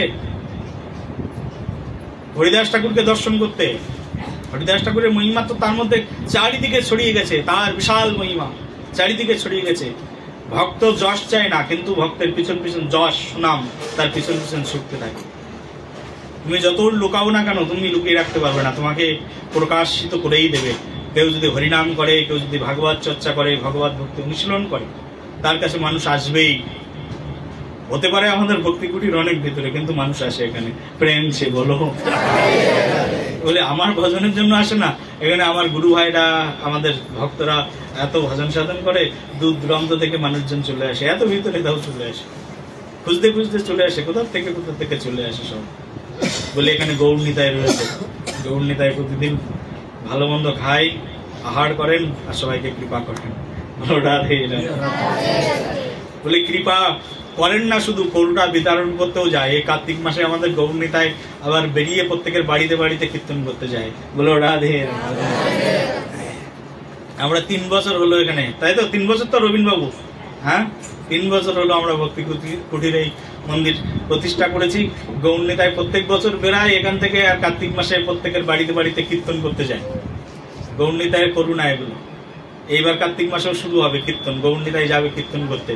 তোমরা যদি গৌর নিতাইয়ের ভক্ত হও তাহলে চলে আসবে কীর্তন করতে। হ্যাঁ, গৌর নিতাইয়ের পিছন পিছন যাবে। বলি গৌর তুমি আমাদের আদর্শ, তুমি আমাদের দলপতি, আর আমরা তোমার দলের একজন ছোট্ট ছোট্ট ক্ষুদ্র ক্ষুদ্র সার্ভেন্ট। আমরা তোমার সঙ্গে সঙ্গে যাব কীর্তন করতে। বলো গৌরাঙ্গ ভগবান কি, নিত্যানন্দ রাম কি। গৌরাঙ্গ হচ্ছেন আমাদের জীবন ধন, গৌরাঙ্গ হচ্ছেন আমাদের আদর্শ। গৌর নিতাই দোহাত তুলে দাঁড়িয়ে আছেন, সমগ্র জগৎকে করুণা বিতরণ করছেন। রামাচার্য ঠাকুর হরিদাস এই ফুলিয়ায় বসে বসে সাধনা করতেন। বাইরের মানুষ এসে বলছেন এখানে বিষের জ্বালায় আমরা থাকতে পারছি না। ঠাকুর তুমি বুঝতে পারছো না এখানে বিষের জ্বালা? বলে বিষের জ্বালা তো আমি বুঝতে পারছি না। বলে এই হচ্ছে হরিদাস ঠাকুরের উপলব্ধি। নাম পান করতে করতে সে বিষ পানটাও তার কাছে অমৃতময় হয়ে গেছে। বলো সবে। পণ্ডিত চাণক্যের নাম শুনেছো তো? সম্ভবত পৃথিবীর ইতিহাসে প্রথম। সে তার সোলজারদেরকে বিষ খাইয়ে সোলজার তৈরি করেছিলেন এবং বিষ কন্যায় রূপান্তরিত করেছিলেন, বিষ খাইয়ে খাইয়ে। চন্দ্রগুপ্ত মৌর্যের যে রাজত্বকাল, সেখানে তিনি প্রতিদিন একটা করে বিষ খাইয়ে খাইয়ে সোলজার, তার নিজের কর্মচারী, তাদেরকে বিষ খাইয়ে খাইয়ে তৈরি করেছিলেন, যাতে করে সাপে কামড়ালেও জঙ্গলের মধ্যে দিয়ে সোলজাররা যেতেন, সৈনিকরা যেতেন জঙ্গলের মধ্যে দিয়ে। ওই জঙ্গলে অনেক সাপ আছে, বিষধর সর্প কামড়ালেও বিষে বিষক্ষয়, এমনি শরীরটা তো বিষ, ওখানে সাপ কামড়ালেও আর তাদের মৃত্যু হতো না, বিষে বিষক্ষয় হয়ে যেত। বা রাজাকে চক্রান্ত করে মারবে বিষ খাইয়ে, বিষ খেলেও রাজার মৃত্যু হবে না, এইভাবে তিনি তৈরি করেছিলেন। এমনি ভাবে নামাচার্য হরিদাস ঠাকুর তার জীবনকে তৈরি করেছিলেন যে শিবজি বিষ গ্রহণ করে নীলকণ্ঠ হয়ে গেছেন, আর নামাচার্য ঠাকুর হরিদাস সর্পের বিষকে গ্রহণ করেও তিনি অমৃত প্রদান করেছেন। সাপকে সবাই মারবার জন্য লাঠি সোটা নিয়ে এসছেন, হরিদাস ঠাকুর বলছে সর্প দেবতাকে মারবে না, সাপ আমাদের সম্মানীয়, মারবে না। সাপ মারবার জন্য বিশাল বড় ভাগবত রচনা হয়ে গেল না, সাপকে মারবার জন্যই তো। হ্যাঁ, পরীক্ষিত মহারাজের যে কথা কীর্তন, বিশাল বড় ভাগবত সর্প থেকেই তো। হ্যাঁ, তাই তো না? বলে সাপকে মারবে না, সম্মান। হরিদাস ঠাকুর সর্পকে বললেন, হে নাগ দেবতা বেরিয়ে এসো। বেরিয়ে এসছেন সম্মুখে। বলি তুমি যাচ্ছ না কেন? তোমার জন্য সবাই এখানে শঙ্কিত। সর্প দেবতার নিজে মুখ দিয়ে বাক্য আলাপন করে হরিদাস ঠাকুরকে বলছেন যে নামামৃত প্রসাদ আজকে এতদিন ধরে পাচ্ছি, আজকে তুমি যেতে বলছো তাই যাচ্ছি, কিন্তু এই প্রসাদ ছেড়ে এই পৃথিবীর কোনো মানুষ যেতে চায় না, এই পৃথিবীর কোনো প্রাণী যেতে চায় না, প্রসাদ পাচ্ছিলাম এতদিন ধরে। হরিদাস ঠাকুর হরিনাম করতেন আর সর্প জিহ্বা বা লম্বা করে দিয়ে হরিনাম কীর্তন শ্রবণ করতেন। সাপ আর মানুষ একই স্থানে বাস করছে, মানুষ দেখে অবাক হয়ে গেল হরিদাস ঠাকুরের সিদ্ধির মহিমা। এটা বেশি দূরের কথা নয়, শান্তিপুরে যাওয়ার আগেই ফুলিয়া, বা এই পাশ দিয়ে যদি যাও শান্তিপুর গিয়ে ফুলিয়া, ফুলিয়াতেই হরিদাস ঠাকুর সাপের গুফার উপরে বসে বসে ভজন করতেন। সেই নামাচার্য ঠাকুর হরিদাসের আজকে তিরোভাব তিথি। বলো নামাচার্য ঠাকুর হরিদাস কি। সেই নামাচার্য ঠাকুর হরিদাসের আজ তিরোভাব তিথি, যে নামাচার্য ঠাকুর হরিদাসকে স্বয়ং মহাপ্রভু নিজে যাকে কোলে তুলেছিলেন। হরিদাসের তনু প্রভু কোড়ে উঠাইয়া অঙ্গনে নাচেন প্রভু প্রেমাবিষ্ট হইয়া। অঙ্গনে মহাপ্রভু নাচতেন প্রেমে আবিষ্ট হয়ে। এখানেই লেখা আছে, কোথায়? চৈতন্য চরিতামৃতের মধ্যে। হরিদাস ঠাকুরের সেই দেহখানা তনু তার নিজের কোলের মধ্যে ধারণ করেছেন স্বয়ং মহাপ্রভু, নিজের কোলে উঠিয়েছেন। আর হরিদাস ঠাকুরের দেহকে কোলে তোলাই মহাপ্রভুর প্রেম লাভ হয়েছে। চিন্তা করতে পারো, হ্যাঁ? কোন দেহ হরিদাস ঠাকুরের? সাধারণ দেহ বলে নাম করতে করতে দেহ নামময় বিগ্রহে পরিণত হয়েছে। সেই দেহরূপ প্রসাদকে হরিদাস ঠাকুর কোলের মধ্যে তুলে নিয়ে, হরিদাস ঠাকুরের সেই দেহটাকে মহাপ্রভু কোলের মধ্যে তুলে নিয়ে তিনি নাম আবেশে নৃত্য করতে শুরু করলেন।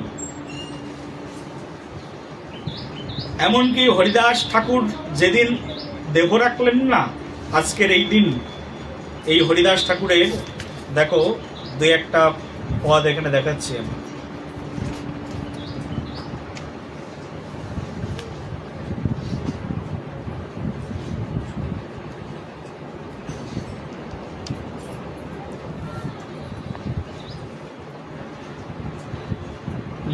যেদিন হরিদাস ঠাকুর এই পৃথিবী ছেড়ে যাবেন আজকের এই দিনে, তার আগে মহাপ্রভু প্রতিদিন হরিদাস ঠাকুরের জন্য প্রসাদ পাঠাতেন। কোথায় পাঠাতেন? হরিদাস ঠাকুর থাকতেন। হরিদাস ঠাকুরের একটা থাকার জায়গা বললাম বেনাপোল, তাই না? দুটো থাকার জায়গা বললাম ফুলিয়া, আর একটা থাকার জায়গা বলছে, আরো অনেক জায়গায় ছিলেন হরিদাস ঠাকুর। এত কথা আর বলছি না, সময় নেই, হ্যাঁ, শেষ করতে হবে। আর একটা সাধন পীঠ হচ্ছে হরিদাস ঠাকুরের, সেটা পুরীধাম। কি নাম বললাম? পুরীধাম। পুরীধামে হরিদাস ঠাকুর থাকতেন। আর পুরীধামে হরিদাস ঠাকুর থাকতেন সিদ্ধ বকুলে। কোথায় থাকতেন? সিদ্ধ বকুল। পুরীধাম যাবে, পুরীধাম গেলে সিদ্ধ বকুলে অবশ্যই যাবে। যে কটা জায়গার নাম বললাম, জীবনে একবার হলেও দর্শন করো, জীবন ধন্য হয়ে যাবে। বেনাপোলের সিদ্ধপীঠ, ফুলিয়ার সিদ্ধপীঠ, আর হচ্ছে সিদ্ধ বকুল, পুরীধামের সিদ্ধপীঠ। হ্যাঁ, এই সিদ্ধ বকুল বলে হরিদাস ঠাকুরের কৃপায় বকুল সিদ্ধ হয়েছেন, হরিদাস ঠাকুরই সিদ্ধ করেছেন। এরকম নয় বকুল আগের থেকে সিদ্ধ, হরিদাস ঠাকুরের কৃপায় বকুল বৃক্ষ জীবন ধন্য হয়েছে তার, হরিদাস ঠাকুরের কৃপায়। হরিদাস ঠাকুর সেই সিদ্ধ বকুলের নিচে থাকতেন, সেখানে বসে বসে তিনি হরিনাম জপ করতেন। হরিদাস ঠাকুর কোনোদিন পুরীর মন্দিরে উঠতেন না, কারণ পুরীর মন্দিরে তিনি মনে করতেন আমার মুসলিম ঘরে জন্ম, আর আমি যদি পুরীর মন্দিরে যাই আর আমার ছোঁয়া যদি পুরীর পাণ্ডাদের গায়ে লেগে যায়, তারা অপবিত্র হয়ে যাবে। এই ত্রিনাদপি শুনেছেন তররূপি সহিষ্ণু না আমানি না মানদেন কীর্তনীয় আশাধাহরি, এইরকম ভাব ছিল। তো প্রতিদিন মহাপ্রভু জগন্নাথের মন্দিরে হরিদাস ঠাকুর না গেলেও জগন্নাথ প্রতিদিন হরিদাস ঠাকুরকে দর্শন করতে আসতেন। পুরীধামে দুইজন জগন্নাথ, একজন জগন্নাথের নাম হচ্ছে ছোট জগন্নাথ, আর একজনের নাম হচ্ছে সচল জগন্নাথ। বলো রাধে রাধে, বলো জগন্নাথ ভগবান কি। বলে ছোট জগন্নাথকে বলে যার হাত নেই পা নেই, চুপচাপ বসে আছেন, আলিঙ্গন দেন না, চুপচাপ বসে বসে শুধু আহার করতে থাকেন, বলে ছোট জগন্নাথ। বলে এরকম বলা যাবে না, যদিও শাস্ত্রকারগণ মহাপ্রভুর মহিমাকে বিশেষায়িত করবার জন্য এই কথা বর্ণনা করেছেন, ঠিক আছে, আমাদের টিকাকারগণ, কিন্তু তুমি আবার বলো না। বলে আরেকজন সচল জগন্নাথ আছে, একজন বিগ্রহরূপী জগন্নাথ আছে, সহজভাবে উপলব্ধি। একজন দারুব্রহ্ম জগন্নাথ, তার মানে যিনি বিগ্রহ রূপে আছেন, কি ব্রহ্ম জগন্নাথ? দারুব্রহ্ম জগন্নাথ, ঠিক আছে। এত বেশি ব্যাখ্যায় গেলে আবার সমস্যা আছে, মানুষ আবার অন্যরকম বুঝে নেবে। বলে দারুব্রহ্ম জগন্নাথ পুরীর মধ্যে, আর হচ্ছে সচাল পরব্রহ্ম জগন্নাথ কে? গৌরাঙ্গ ভগবান। দুই ভগবান ওখানে, এক ভগবান মন্দিরের মধ্যে বসে থাকলেও কি হবে, আর এক ভগবান প্রতিদিন হরিদাস ঠাকুরকে দর্শন দিতে যেতেন। হরিদাস ঠাকুর একমাত্র ভাগ্যবান ব্যক্তি ছিলেন যার ঘরে প্রতিদিন, যার কুটিরে প্রতিদিন স্বয়ং জগন্নাথ তাকে দর্শন করতে আসতেন। কোন জগন্নাথ? গৌর জগন্নাথ, সচল জগন্নাথ প্রতিদিন আসতেন হরিদাস ঠাকুরকে দর্শন করতেন। প্রতিদিন সমুদ্রে যেতেন আর সমুদ্রে যাওয়ার পথেই হরিদাস ঠাকুরকে দর্শন করতেন। এমন ভাগ্য তোমার হবে, আমার হবে? কবে হবে? কোন জন্মে হবে? কোন প্রহরে হবে? কত দিবস রজনী চলে যাবে এমন ভাগ্য হয়তোবা হবে না। কত কল্পকাল চলে যাবে এমন ভাগ্য কি আর আমাদের হবে? হরিদাস ঠাকুরের কত পরম সৌভাগ্য। হরিদাস ঠাকুর নিজ অঙ্গনে বসে আছেন, সিদ্ধ বকুলে বসে বসে হরিনাম জপ করছেন, আর স্বয়ং ভগবান শ্রীমান মহাপ্রভু প্রতিদিন আসেন হরিদাস ঠাকুরকে দর্শন করতে। আর মহাপ্রভু প্রতিদিন জগন্নাথের প্রসাদ, জগন্নাথের ভাত, জগৎ প্রসারে হাত। জগন্নাথের অন্নের মতো অন্ন পৃথিবীতে নেই। জগন্নাথের প্রসাদের জন্যই জগন্নাথ বিখ্যাত, জগন্নাথ পুরী বিখ্যাত। সেই জগন্নাথ পুরীর প্রসাদ, যে জগন্নাথ পুরীর অমৃতময় প্রসাদ, জগন্নাথ পুরীর অমৃতময় প্রসাদের আকাঙ্ক্ষা এই পৃথিবীর সকল দেবতাবৃন্দরা করে। ইন্দ্র আদি দেবতা যে প্রসাদের আকাঙ্ক্ষায়, স্বয়ং বিমলা দেবী, স্বয়ং পার্বতী দেবী বিমলা রূপে জন্মগ্রহণ করে জগন্নাথ মন্দিরের পাশে পাথর হয়ে বসে আছেন জগন্নাথের প্রসাদ গ্রহণ করবার জন্য। বলো বিমলা দেবী কি? স্বয়ং পার্বতী দেবী একবারে জগন্নাথ মন্দিরের পিছনে বসে আছেন, শুধু জগন্নাথের একটুখানি প্রসাদ গ্রহণ করবে। সেই জগন্নাথের প্রসাদ যা গ্রহণ করবার জন্য পার্বতী দেবীরও কয়েক কোটি জন্ম লেগে গেছে। কত জন্ম লেগে গেছে পার্বতী দেবীর। বলে পার্বতী আমি একটু প্রসাদ। পার্বতী দেবী বলছেন হে নারায়ণ তোমার প্রসাদ পাবো। বলি এ জন্মে তোমার আমার প্রসাদ হবে না, যাও পরের জন্মে অপেক্ষা করো, পরের জন্মে গিয়ে আমি তোমাকে প্রসাদ দেবো। কবে? বলে আমি যখন আবার জগন্নাথ রূপে যাব, সেই নীলগিরি পর্বতে গিয়ে আবির্ভূত হব, তখন তুমি প্রসাদ পাবে।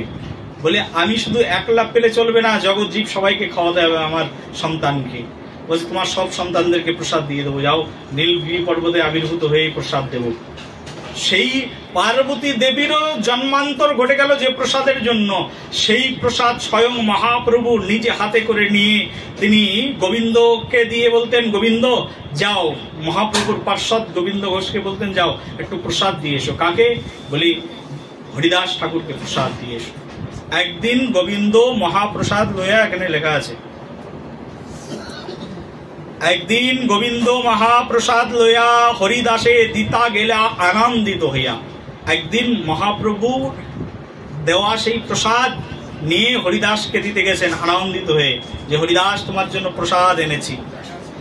দেখে হরিদাস ঠাকুর করিয়াছেন শয়ন। দেখছেন হরিদাস ঠাকুর কি করছেন? দেখছেন হরিদাস ঠাকুর করিয়াছেন শয়ন। হরিদাস ঠাকুর শয়ন করে আছে। একটু সামনের দিকে সরে এসো না, সবাই একটু সরে এসো, ওনাদেরকে একটু জায়গা দাও। এইদিকে জায়গা আছে, একটু সরে এসো, একটু সরে এসো, ভিতরে আসতে দাও যারা বাইরে দাঁড়িয়ে আছে। এদিকে চলে এসো, এদিকে মায়েরা এদিকে এসো, এদিকে এসো, এদিকে এসো, এদিকে এদিকে এদিকে বাম দিকে, বাম দিকে এসো, বাম দিকে, হ্যাঁ বাম দিকে চলে এসো।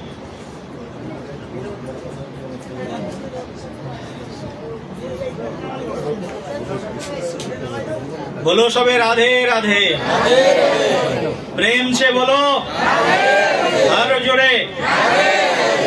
এদিকে এদিকে বাম দিকে যাও, বাম দিকে গিয়ে বসে পড়ো, একটু কষ্ট করে বসে পড়ো।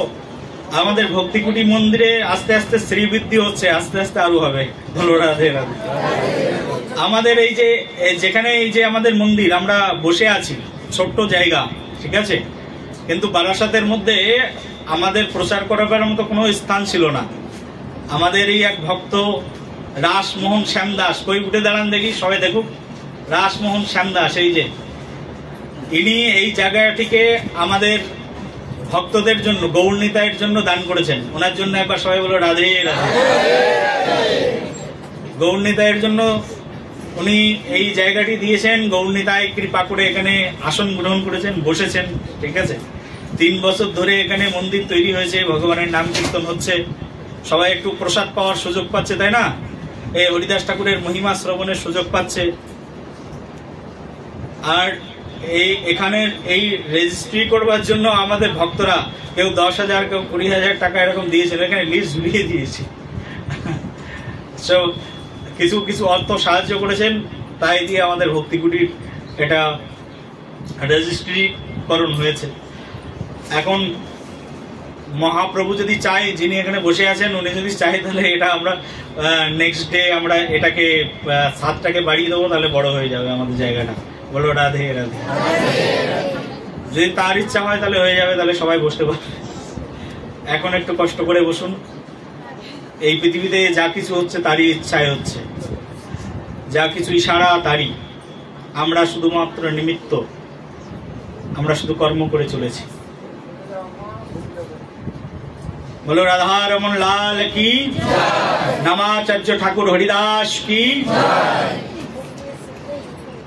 এই নামাচার্য ঠাকুর হরিদাস যখন এরকম বসে আছেন না, শয়ন করে আছেন, গোবিন্দ গিয়ে দেখছেন হরিদাস কি করে আছেন বলো, শয়ন করে আছেন। এই যে এখানে দেখে হরিদাস ঠাকুর করিয়াছেন শয়ন, আর মন্দ মন্দ করিতেছেন সংখ্যা সংকীর্তন, শুয়ে শুয়ে হরিনাম করছেন।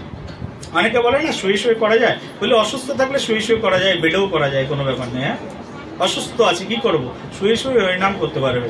শুয়ে শুয়ে হরিদাস ঠাকুর হরিনাম করছেন, কারণ বিদ্যুৎ মহাপ্রভুর জন্মের কত বছরের বড় বললাম, 35 বছরের।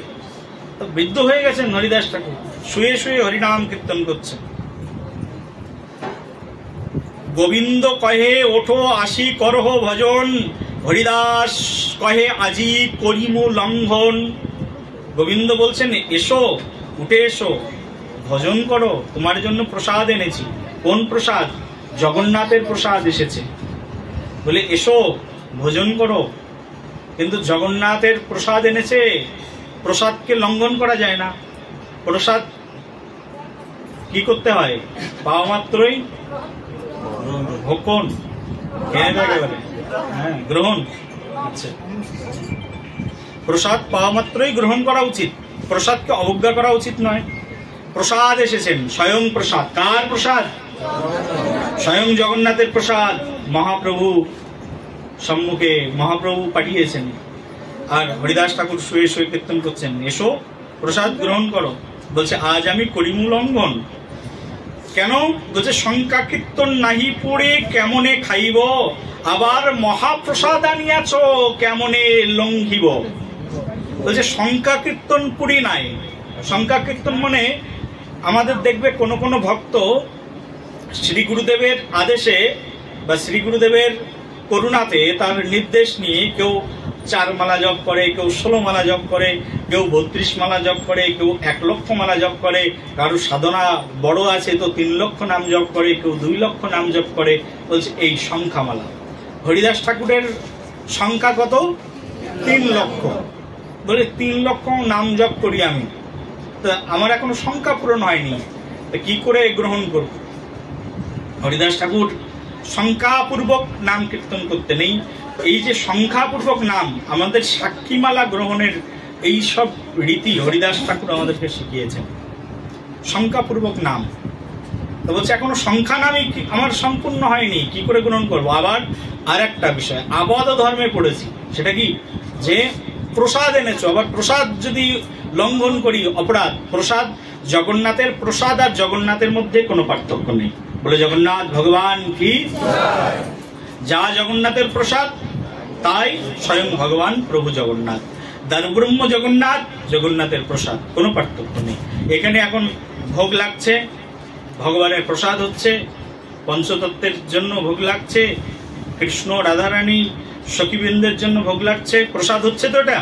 হ্যাঁ, এই প্রসাদ আমাদের সুন্দর করে ভগবানকে আজকে আয়োজন করা হয়েছে। আমাদের ফণীভূষণ বাবু আয়োজন করেছেন, সবাইকে এই ভক্তদেরকে ভোজন করানোর জন্য প্রসাদের আয়োজন করেছেন। এই যে প্রসাদ ভোগ লাগছে ভগবানের, ভোগ লাগানোর পরে প্রসাদ হয়ে যাবে। যখন ওই প্রসাদ গুরু আচার্য বর্গরা গ্রহণ করবেন তখন সেটা মহাপ্রসাদ হয়ে যাবে। তারপরে স্বয়ং গুরুদেব গ্রহণ করবেন, মহা মহা মহাপ্রসাদ হয়ে যাবে। সেই মহাপ্রসাদ সবাই মিলে গ্রহণ করলে মহা মহা মহাপ্রসাদ হয়ে যাবে। এই মহাপ্রসাদ যদি কারোর সামনে আসে আর যদি বলে আমি প্রসাদ নেব না, যাও যাও যাও, লঙ্ঘন করা, এর মতো অপরাধ আছে? ভগবান আর ভগবানের প্রসাদ দুটোই সমান। বাড়িতে সবাই অনেক রকম রান্না করে খেলেও সেটা বাড়ির খাবার, কিন্তু ভগবানের মন্দির থেকে যখন ভগবানকে নিবেদন করা হচ্ছে তখন সেটা প্রসাদ। কারো হাতে প্রসাদ দেবে, দেখবে পরম আদরে গ্রহণ করে প্রসাদ। কিঞ্চিত হাতের পরে দেবে, হাতটা একদম চেটে পুষে খায় মানুষ। কারণ কি? প্রসাদ। কিন্তু বাজার থেকে তুমি একটা কিছু কিনে দেবে, কিনে দিয়ে বলবে খাও, তোমার হাত চেটে পুটে খাবে নাকি কেউ? একটু চরণামৃত কারো হাতে দেবে, অল্প একটু চরণামৃত, কিন্তু একেবারে চরণামৃত চেটে পুষে খাবে সবাই, হ্যাঁ না? কারণ কি? সেটা প্রসাদ।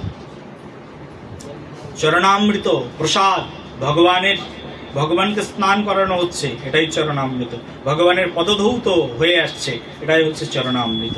চরণামৃত অকাল মৃত্যু হরিণম সর্ববেদি বিনাশনম কৃষ্ণ পাদদকম, কৃষ্ণ পাদদক, বিষ্ণু পাদদক প্রত্যাধারাশ্বরস্য মহা। যদি কেউ একবার গ্রহণ করে চরণামৃত, বলছে সব পাতকই ধ্বংস হয়ে যায় তার। চরণামৃতের এরকম গুণ। প্রসাদ এনেছেন, বলছে প্রসাদ এনেছো, কেমন এলঙ্গি ও প্রসাদ এনেছো, লঙ্ঘন কি করে করবো? এখানে বলছেন এত বলি মহাপ্রসাদে করিল বন্ধন, এক রঞ্চ লইয়া তার করিল ভক্ষণ। সেই জন্য প্রসাদ যদি তোমাকে কেউ দেয়, যদি তুমি পুরোটা খাবে না, পুরোটা গ্রহণ করবে না আর কি, তারপরেও তোমাকে এক রঞ্চ মানে এই যে 3 আঙ্গুলে ধরে যতটুকু হয় ততটুকুকে বলে রঞ্চ। এক রঞ্চ প্রভু তার করিল গ্রহণ। প্রসাদ এনেছে তো পুরোটা গ্রহণ করছেন না, কিন্তু আবার অবমাননাও করছেন না। প্রসাদ আসলে কিছু না কিছু তোমাকে অবশ্যই গ্রহণ করতে হবে। সেই জন্য কেউ যদি বলে দাদা ভাই জ্যাঠামশাই কাকামশাই একটু প্রসাদ নিয়ে যাও, অবজ্ঞা করবে না। প্রসাদ তো ভগবানের প্রসাদ, একটুখানি নিলেও নেবে, কিঞ্চিত পরিমাণ প্রসাদ নিলেও নেবে, তাহলে প্রসাদের সম্মান রক্ষা হয়ে যাবে। তবে আবার একাদশীর দিনে কেউ যদি বলে দাদা তোমার জন্য ভাত রান্না করেছি খেয়ে যাও, বলেন না না এটা রান্না করেছো, ঠিক আছে, ভগবানকে ভোগ লেগেছে, হ্যাঁ লেগেছে, তাহলে দাও আমি নিয়ে যাচ্ছি, ফ্রিজের মধ্যে রেখে দেবো। এখন ফ্রিজ হয়ে গেছে, আগের যুগে ফ্রিজ ছিল না যখন, তখন তারা একেবারে জল ঠান্ডা করে তার উপরে রেখে দিত, পরের দিন খেয়ে নিত, পরের দিন গ্রহণ করে নিত, পারণে গ্রহণ করে নেবো, ঠিক আছে, সমস্যা নেই, তাও নেবে। বলো রাধে রাধে, প্রেম সে বলো। হরিদাস ঠাকুর এক রঞ্চ গ্রহণ করেছেন তার মধ্যে। আর দিন মহাপ্রভু তার ঠাই আইলা, সুস্থ হও হরিদাস বলি তাহারে পুছিলা। আর একদিন মহাপ্রভু তার পরের দিন এসছেন, এসে বলছেন হরিদাস তুমি সুস্থ আছো? মহাপ্রভু জিজ্ঞাসা করছেন, নমস্কার করিতিহ কইল নিবেদন, শরীর সুস্থ হয় মোর অসুস্থ বুদ্ধি মন। নমস্কার করে তখন হরিদাস ঠাকুর বলছেন, হে প্রভু আমার শরীর সুস্থ, কিন্তু অসুস্থ হচ্ছে আমার মন আর বুদ্ধি। আমরা কি বলি আমার শরীর অসুস্থ, কিন্তু হরিদাস ঠাকুর আমাদের উল্টোটা বলছে। এটাই হচ্ছে সাধকের অভিব্যক্তি, আর একটা হচ্ছে আমরা যারা অসাধক আছি, আমার মতো যারা অসাধক আছে তাদের অভিব্যক্তি আলাদা। এখানে আবার যারা সাধক আছে আমার চেয়ে ভালো বা উন্নত অনেক সাধক আছে, তাদের ক্ষেত্রটা কিন্তু আবার আলাদা। বলি যে সাধক তার অভিব্যক্তি কেমন, বলি আমার মনটা অসুস্থ কিন্তু আমার শরীর সুস্থ, কিন্তু শরীরে উঠতে পারছে না, কিন্তু শরীরের কারণেই সংখ্যা নাম পূরণ করতে পারছে না, কিন্তু দোষটা কার দিচ্ছে? দোষটা আমার, শরীরের দোষ নয়, দোষটা আমার। মন বুদ্ধি এটা আমি বহন করি জন্ম জন্মান্তর ধরে। মন বুদ্ধি অহংকার এই তিনটি সবসময় যায়। তুমি মরে যাবে, তোমার দেহ যাবে না, কিন্তু তোমার মন বুদ্ধি চলে যাবে। বলো সবে, তুমি মরে যাবে, তোমার দেহটা যাবে না, দেহটা তো এখানেই পুড়িয়ে দেবে, কিন্তু তুমি কি নিয়ে যাবে?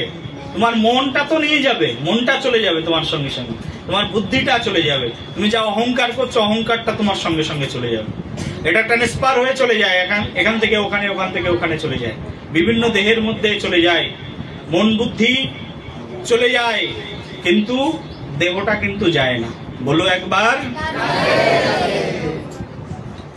প্রভু বলছেন, প্রভু কহে বিদ্য হইলা সংখ্যা অল্প করো, সিদ্ধ দেহে তুমি সাধনে আগ্রহ কেন করো? বলছে তুমি তো বৃদ্ধ হয়েছ, বৃদ্ধ মানুষ, এত সংখ্যার প্রতি তোমার ধ্যান কেন? যে সংখ্যা পূরণ হয়নি, এখন নাম একটু অল্প করে জপ করো, তুমি তো সাধনায় সিদ্ধি লাভ করেছো, তো সবাই তোমাকে আচার্য বলেন। বলছেন লোক নিস্তারিতে এই তোমার অবতার, নামের মহিমা লোকে করিলা প্রচার। জ্ঞানী না হলে এরকম কথা বলা যায়?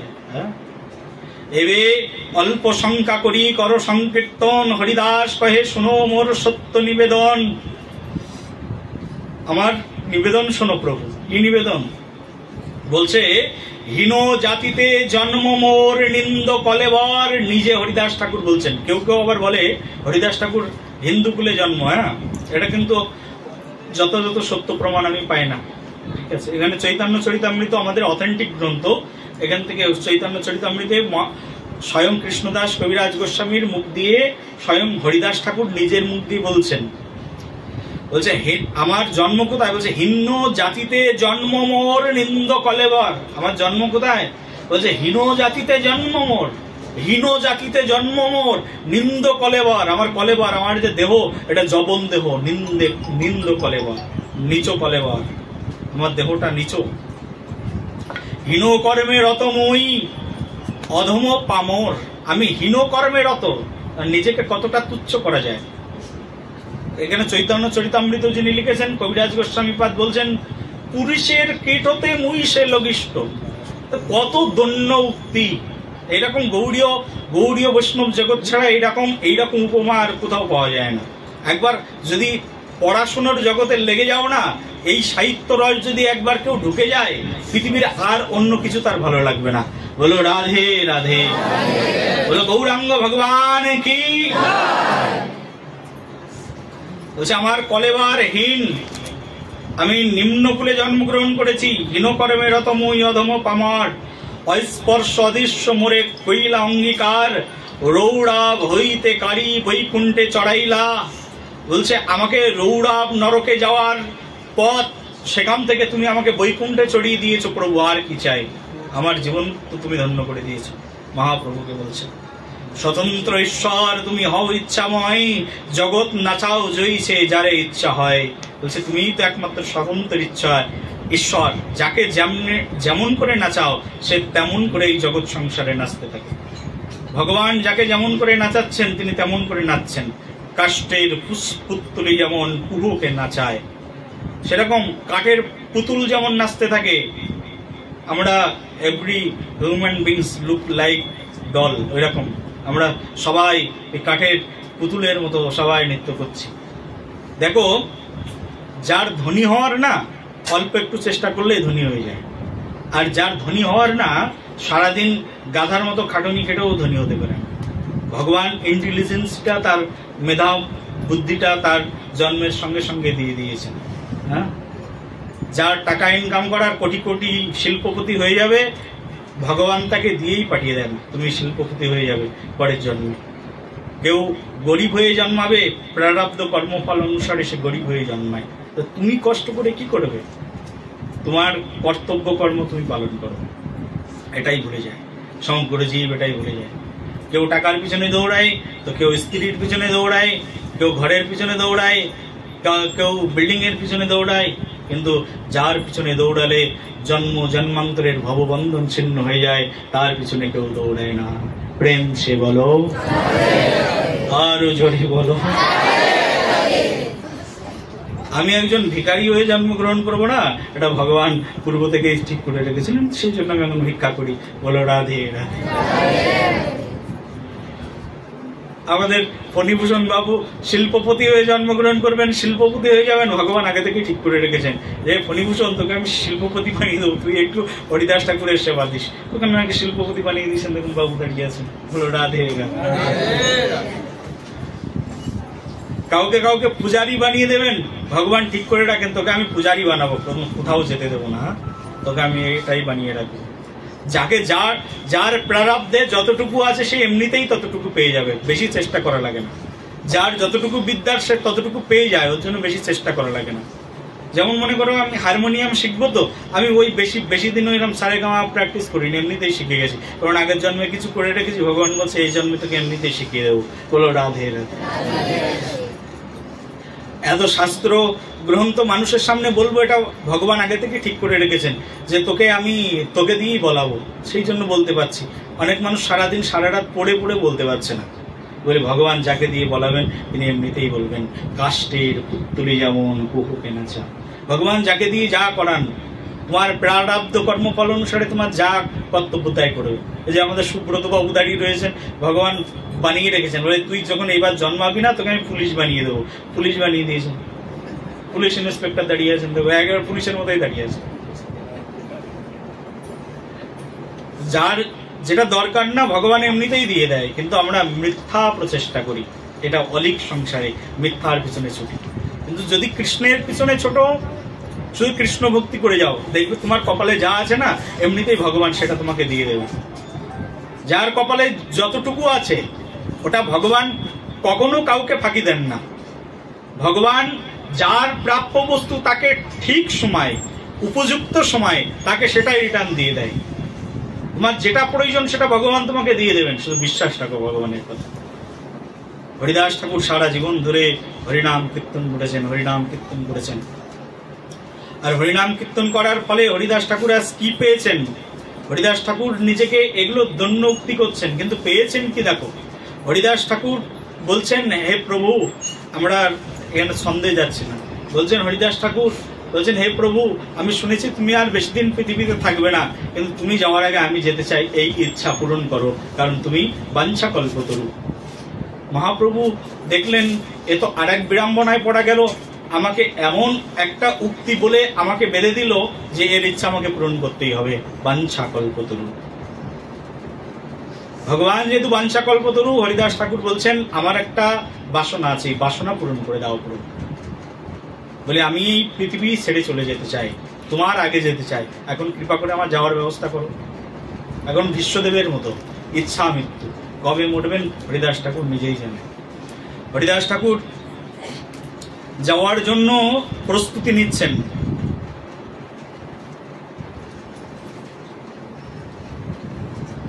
আর তখন ভোগ লেগে গেছে, হ্যাঁ ভোগ। আরে দাঁড়িয়ে আছো কেন, শুধু আরতি কীর্তনটা হবে। হ্যাঁ, বলো রাধে রাধে। একদিন হরিদাস ঠাকুর বলছেন মহাপ্রভুকে যে আমাকে যেতে দাও। মহাপ্রভু বলছেন মোর শিরোমণি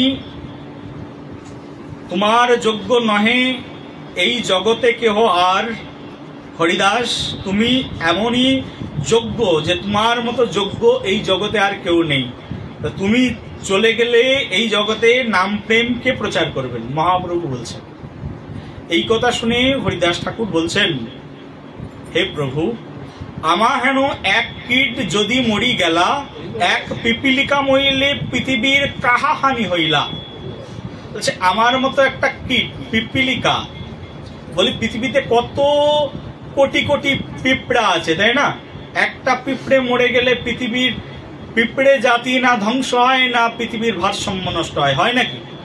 বলে আমার মতো একটা পিপিলিকা যদি মৃত্যুবরণ করে তাহলে পৃথিবীর কাহাহানি হইলা, পৃথিবীর কি ক্ষতি হয় প্রভু, তুমি এসব করো না। এইবার বলছেন, ভক্তবৎসল প্রভু তুমি, মুই ভক্ত ভাস, অবশ্যই পুরাবে প্রভু মোর এই আশ। হে প্রভু, তুমি ভক্ত বৎসল আর আমি ভক্ত ভাস, ভক্তের আভাস, আমার ইচ্ছা অবশ্যই তুমি পূরণ করবে, এই আমার ইচ্ছা। মহাপ্রভু তার ভক্তের ইচ্ছাকে প্রাধান্য দিলেন, ঠিক আছে আমি তোমার ইচ্ছাকে পূরণ করব। মহাপ্রভু পরের দিন আসলেন আর সব ভক্তদেরকে সঙ্গে করে নিয়ে আসলেন। নিয়ে এসে মহাপ্রভু নিজে হরিদাসের গুণ প্রভু লাগিলা কহিতে, হরিদাসের গুণ কহিতে কহিতে প্রভুর হইলা পঞ্চমুখ, কহিতে কহিতে প্রভুর বাড়ে মহাসুখ। স্বয়ং ভগবান নিজে ভক্তের গুণ কীর্তন করছেন। কে করছেন? স্বয়ং ভগবান মহাপ্রভু। বলছেন হরিদাসের গুণ প্রভু নিজেই বলতে লাগছেন। হরিদাসের গুণ এমন, বলছেন নিজে বলতে বলতে হরিদাসের গুণ কীর্তন করতে করতে তার হৃদয়ের মধ্যে আনন্দ সৃজিত হচ্ছে। হরিদাসের গুণ, ভক্তের গুণ বলতে ভগবানের কত ভালো লাগে। আর এই যে আমরা বসে বসে কীর্তন করছি, তাহলে ভগবানের কত আনন্দ লাগছে। মহাপ্রভু বসে বসে শুনছেন মন্দিরে, দেখবে অন্য দিনে মহাপ্রভুর ভাব আর আজকের মহাপ্রভুর ভাব দেখবে, একদম তাকিয়ে দেখবে মহাপ্রভুর দিকে, একেবারে মহাপ্রভুর চোখ মুখ লাল হয়ে গেছে শুনতে শুনতে, একবার কর্ণ যেন একেবারে ভাব বিহব্বল হয়ে আছে, ভক্তের গুণ কীর্তন শ্রবণ করছেন। বলো রাধে রাধে, বলো মহাপ্রভু কি, শ্রীমান মহাপ্রভু গৌর সুন্দর কি। স্বয়ং ভগবান নিজের মুখ দিয়ে মহাপ্রভুর গুণ কীর্তন করছেন, নিজের মুখ দিয়ে হরিদাস ঠাকুরের যত গুণ আছেন সেই গুণ করছেন। প্রভু কহে হরিদাস কহ সমাচার, হরিদাস কহে প্রভু যে কৃপা তোমার। অঙ্গনে আরম্ভিলা প্রভু মহাসংকীর্তন, বক্রেশ্বর পণ্ডিত তাহা করেন নর্তন। মহাপ্রভু হরিদাস ঠাকুরকে ঘিরে নিয়ে ভক্তদেরকে নিয়ে সংকীর্তন শুরু করলেন। তার মধ্যে বক্রেশ্বর পণ্ডিত তিনি সেই কীর্তনে নৃত্য শুরু করে দিলেন। এমন নৃত্য স্বরূপ গোসাই আদি প্রভুর যত গান, হরিদাস বেড়ি করে নাম সংকীর্তন। রামানন্দ সর্বভৌম এ সবার অগ্রেতে, হরিদাসের গুণ প্রভু লাগিলা কহিতে। হরিদাসের গুণ কহিতে হইলা পঞ্চমুখ, কহিতে কহিতে প্রভুর বাড়ে মহাসুখ। হরিদাসের গুণে সবার বিস্মিত হইল মন, সর্বভক্ত বন্দে হরিদাসের চরণ। বলো নমাচার্য ঠাকুর হরিদাস। এবার শুনুন, হরিদাস হরিদাস নিজাগ্রেতে প্রভুরে বসাইলা। হরিদাস স্বয়ং নিজের আগে মহাপ্রভুকে বসিয়েছেন। নিজ নেত্রে দুই ভিঙ্গ মুখ পদ্মে দিলা, সহৃদয়ে আনি ধরিল প্রভুর চরণ। আর সর্বভক্তের পদরেণু মস্তকের ভূষণ। হরিদাস ঠাকুর চলে যাবেন, তার অন্তিম লীলাটা দেখো। বলছেন যাওয়ার আগে তার যে দুই চোখ, বলছে তার যে নয়ন, সেই নয়নে নয়ন মিলিয়েছেন কার? বলে স্বয়ং ভগবান শ্রী চৈতন্য মহাপ্রভুর। আর তার যে ওই যে চরণ দুটো না, চরণ দুটো একেবারে বক্ষে ধারণ করেছেন। আর ভক্তের চরণধুলি উড়ে উড়ে সেই হরিদাস ঠাকুরের অঙ্গে এসে তার শিরোদেশে এসে পড়ছেন।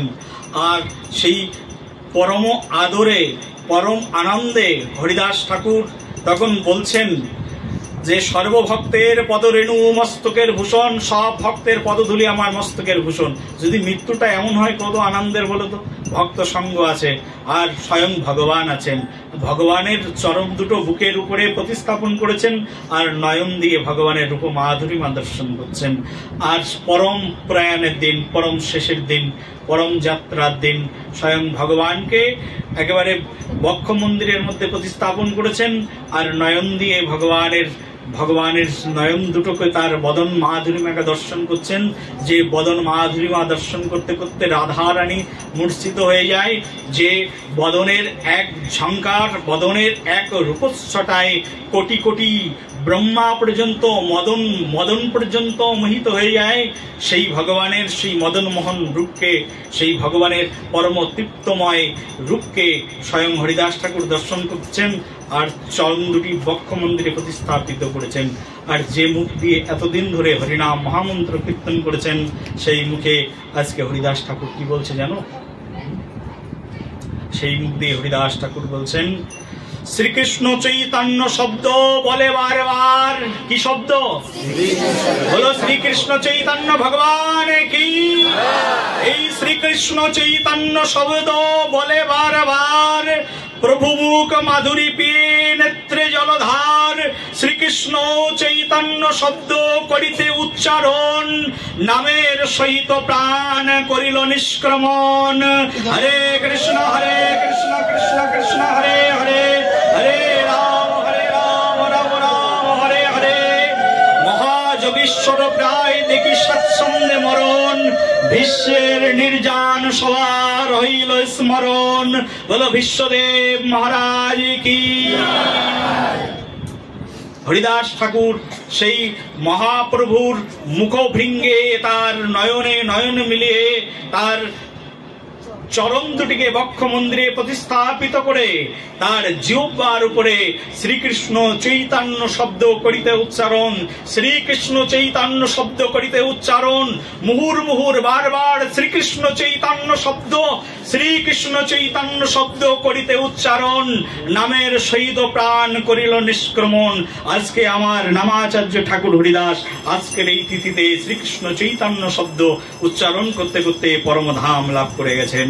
আজকে তারই সেই পুত পবিত্র তিরোভাব তিথিতে আমরা সবাই এখানে এসে উপস্থিত হয়েছি। আর যখন এই মহাপ্রভু দেখলেন হরিদাস ঠাকুর তার দেহকে ছেড়ে চলে গেলেন তার পরমধামে, সেই মহাপ্রভু নিজে সেই হরিদাস ঠাকুরের দেহটাকে তুললেন।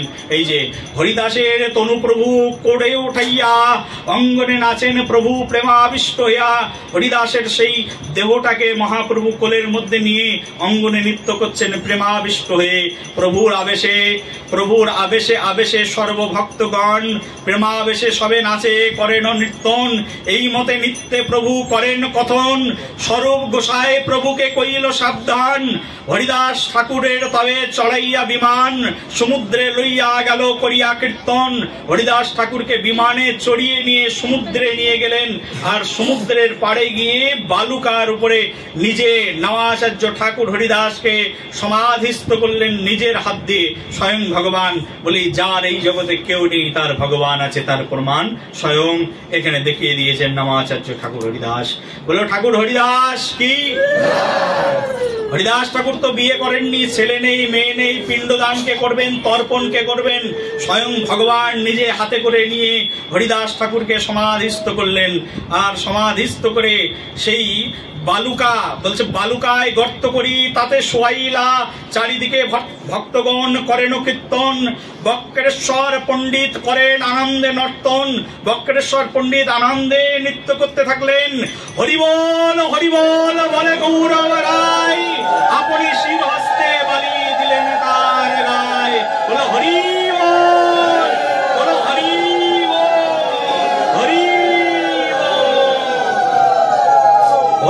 হরিবল হরিবল শব্দ বলেন গৌর রায়, আর আপনি শ্রীহস্তে বালু দিলেন হরিদাসের গায়ে। হরিদাসের গায়ে নিজে হাতে আজ বালু দিচ্ছেন স্বয়ং ভগবান। চৌদিকে পিণ্ডার মহা আবরণ কইলা, তাহে বেড়ি প্রভু কহে নর্তন কীর্তন, হরিধ্বনি কোলাহলে ভরিল ভবন। আর সমগ্র ভুবন সমগ্র পৃথিবী আজ হরিধ্বনি উঠে গেছে। হলো হরিব, হরিধ্বনি শুরু হয়ে গেছে।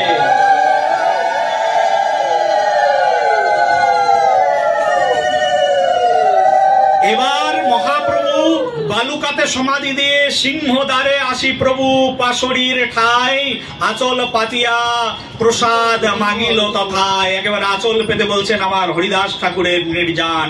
হরিদাস ঠাকুর কি হয়েছেন? বলছে হরিদাস ঠাকুর আজকে চলে গেছেন।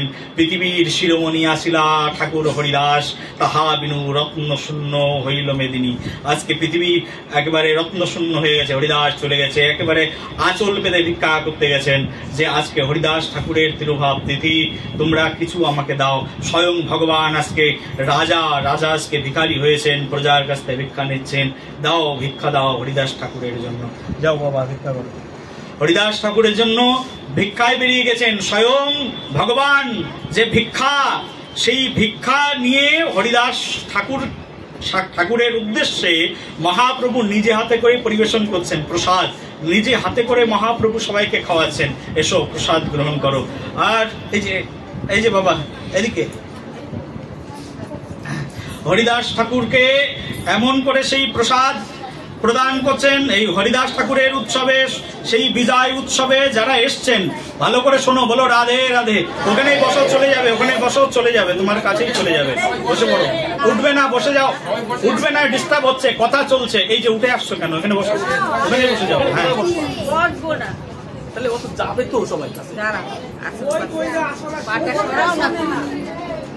রাধে রাধে না, রাধে রাধে। সবার কাছে যাবে, বসো, ওখানে বসো, ওখানে বসো। বলছেন এইবার হরিদাস ঠাকুরের উৎসবে কি হলো শোনো। বলছে হরিদাসের বিজয় উৎসব যে কইল দর্শন, যেই তাহা নিত্য কইল, যে কইল কীর্তন। ভালো করে শুনবে। হরিদাসের বলো, হরিদাসের বিজয় উৎসব বলো মুখ দিয়ে। হরিদাসের বিজয় উৎসব যে কইল দর্শন, তাহা যেই তাহা নিত্য কইল, যে কইল কীর্তন, যেই তারে বালুকা দিতে করিল গমন, তার মহোৎসবে যে করিল ভোজন, অচিরে হইবে সবার কৃষ্ণ প্রেম প্রাপ্তি। হরিদাস দর্শনে ওইছে হয় শক্তি। কি কথা বুঝতে পারো? বলছে হরিদাসের অনুষ্ঠানে যে যে অংশগ্রহণ করেছে, শোনো ভালো করে শোনো। বলছে হরিদাসের নির্যান যারা যারা দর্শন করেছেন, যারা যারা বালু দিতে গমন করেছেন, যারা নিজে হাতে করে বালি দিয়েছেন, যারা বালিদাননি কীর্তন করেছেন, বা যারা কীর্তন করেননি শুধু দর্শন করেছেন, বলে যারা হরিদাসের এই নির্জনে এসে অ্যাটলিস্ট উপস্থিত হয়েছেন, বলছে হরিদাসের এমনই শক্তি যে হরিদাসের বিজয় উৎসব যে কইল দর্শন, যেই তাহা নিত্য কইল, যে কইল কীর্তন, যেই তারে বালুকা দিতে করিল গমন। বালু দিতে যিনি গমন করেছেন তার মহা উৎসবে যেবা করিল ভোজন। এবার বলছেন অনেকে আছে হয়তোবা এসবের কোনো ভাগ্য পায়নি, কিন্তু ভোজন করেছেন হরিদাসের উৎসবে। কি করেছেন?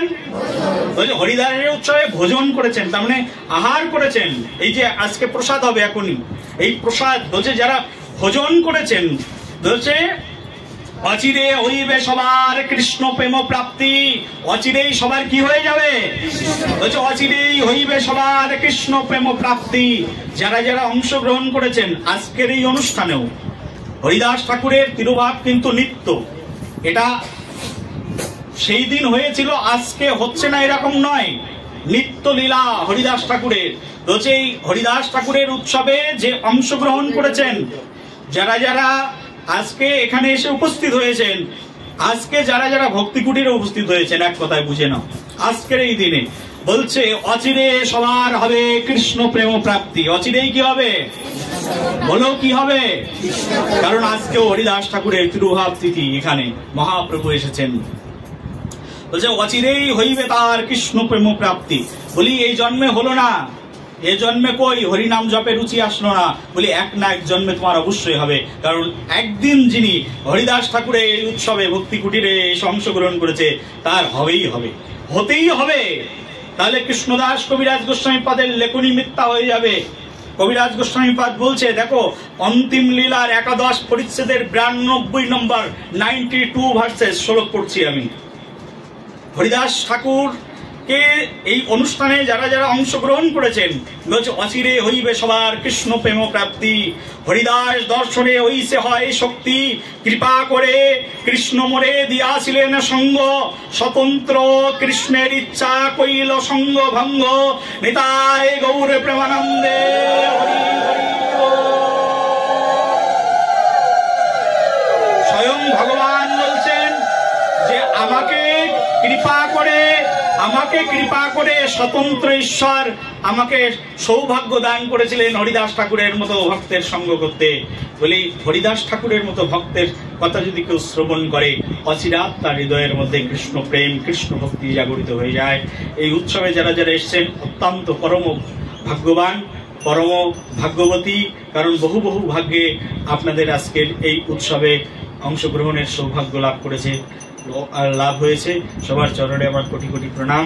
আমার তো জন্মে প্রেম হলো না, ভক্তি হলো না, কৃপা করে আপনারা আপনাদের কৃপা বাড়ি আমার পরে বর্ষিত করবেন, যাতে করে একটু প্রেম ভক্তি আমার হৃদয়ের মধ্যে আসে।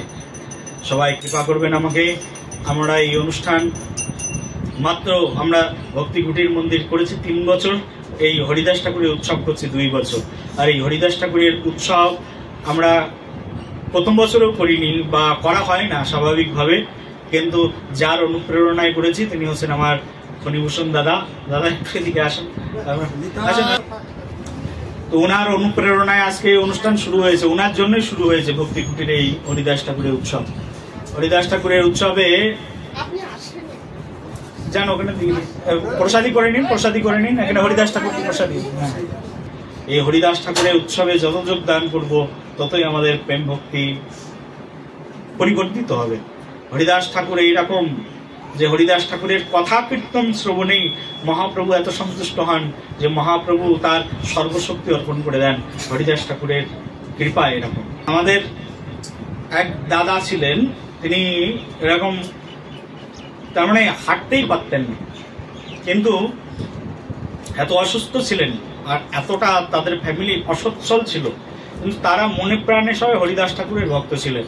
আর হরিদাস ঠাকুরের ভক্ত, আর কিছু ভগবান বুঝতেন না। তারা মনে করতেন কালীও ভগবান, দুর্গাও ভগবান, হরিদাসও ভগবান, সবাই ভগবান। কিন্তু হরিদাস ঠাকুরের প্রতি শ্রদ্ধা ছিল, বিশ্বাস ছিল, ভক্তি ছিল। আর ভক্তি থাকার কারণে এই ব্যক্তিকে আমরা দেখেছি হাঁটতে পারতো না, চলতে পারতো না, কিন্তু সে গাড়িতে করে হরিদাস ঠাকুরের শ্রীপাঠে গিয়ে গড়াগড়ি খেত। আর এই হরিদাস ঠাকুরের শ্রীপাঠে গড়াগড়ি খেতে খেতে সে একজন যশস্বী ভক্তে পরিণত হয়ে গেল, এবং এখনো পর্যন্ত সে পরম যশস্বী ভক্ত হিসাবেই তিনি সেবা করছেন হরিদাস ঠাকুরের। হরিদাস ঠাকুরের কৃপা এরকম। হরিদাস ঠাকুরের আশ্রমে যেতে যেতে কত গরিব দিন দুঃখীকে আমি আমার চোখে ধনী হয়ে যেতে দেখেছি, আপনি চিন্তা করতে পারবেন না। হরিদাস ঠাকুরের করুণা এরকম। হরিদাস ঠাকুরের করুণা এরকম, আমার মতো একটা পতিত বদ্ধ জীব যার কোনো মূল্য পৃথিবীতে নেই, একটা কৃমিকীটেরও যে মূল্য আছে আমার হয়তো সেই মূল্য নেই, তাও হরিদাস ঠাকুরের কৃপা এরকম। হরিদাস ঠাকুরের শ্রীপাঠের আকাঙ্ক্ষা, হরিদাস ঠাকুরের শ্রীপাঠে যেতে যেতে, হরিদাস ঠাকুরের করুণা আসতে আসতে হরিদাস ঠাকুর আমাকে ব্যাসপীঠে বসিয়ে দিয়েছেন। আজকে ব্যাসপীঠে বসে বসে হরিদাসের গুণকীর্তন করার সৌভাগ্য লাভ করেছি, শুধুমাত্র এটা হরিদাস ঠাকুরের কৃপা। আর হরিদাস ঠাকুর কি, হরিদাস ঠাকুরের করুণার অন্ত নেই, যে করুণায় আমার মতো একটা পতিতকেও তিনি উন্নত জায়গা প্রদান করতে পারেন। আমার মতো পতিতকে বড় স্থান দিয়ে দিয়েছেন, যাও ভাগবত আচার্য হয়ে যাও, ভাগবত পাঠ করে মানুষকে শোনাও। হরিদাস ঠাকুর এইরকম করতে পারেন, চিন্তা করতে পারো। আর তোমরা তো কত উন্নত ভক্ত, তোমাদের ভিতরে কত গুণ আছে, কত গরিমা আছে, কত পিওর ডিভোশন আছে, আমার ভিতরে তো তার কিছুই নেই। তাও হরিদাস ঠাকুর আমাকে সিলেক্ট করেছেন, কৃপা করেছেন তার গুণ মহিমা কীর্তন করবার জন্য, যশস্বী করে দিয়েছেন, যশ বুদ্ধি করে দিয়েছেন। পারেন নাকি হরিদাস ঠাকুর? আজকে ঠাকুর হরিদাসের সেই পুত পবিত্র পরম তিরুভাব তিথিতে হরিদাস ঠাকুরকে বারবার স্মরণ করব। সবাই আনন্দ করুন আর আপনারা প্রার্থনা করুন। আমরা চালু করেছি যখন এই অনুষ্ঠান, আমরা অন্তিম মুহূর্ত পর্যন্ত করতে পারি, জীবনের অন্তিম মুহূর্ত পর্যন্ত। এবং আত্মার তো অন্তিম হয় না, আত্মা তো অন্তিম হয় না, তার তো অন্ত হয় না।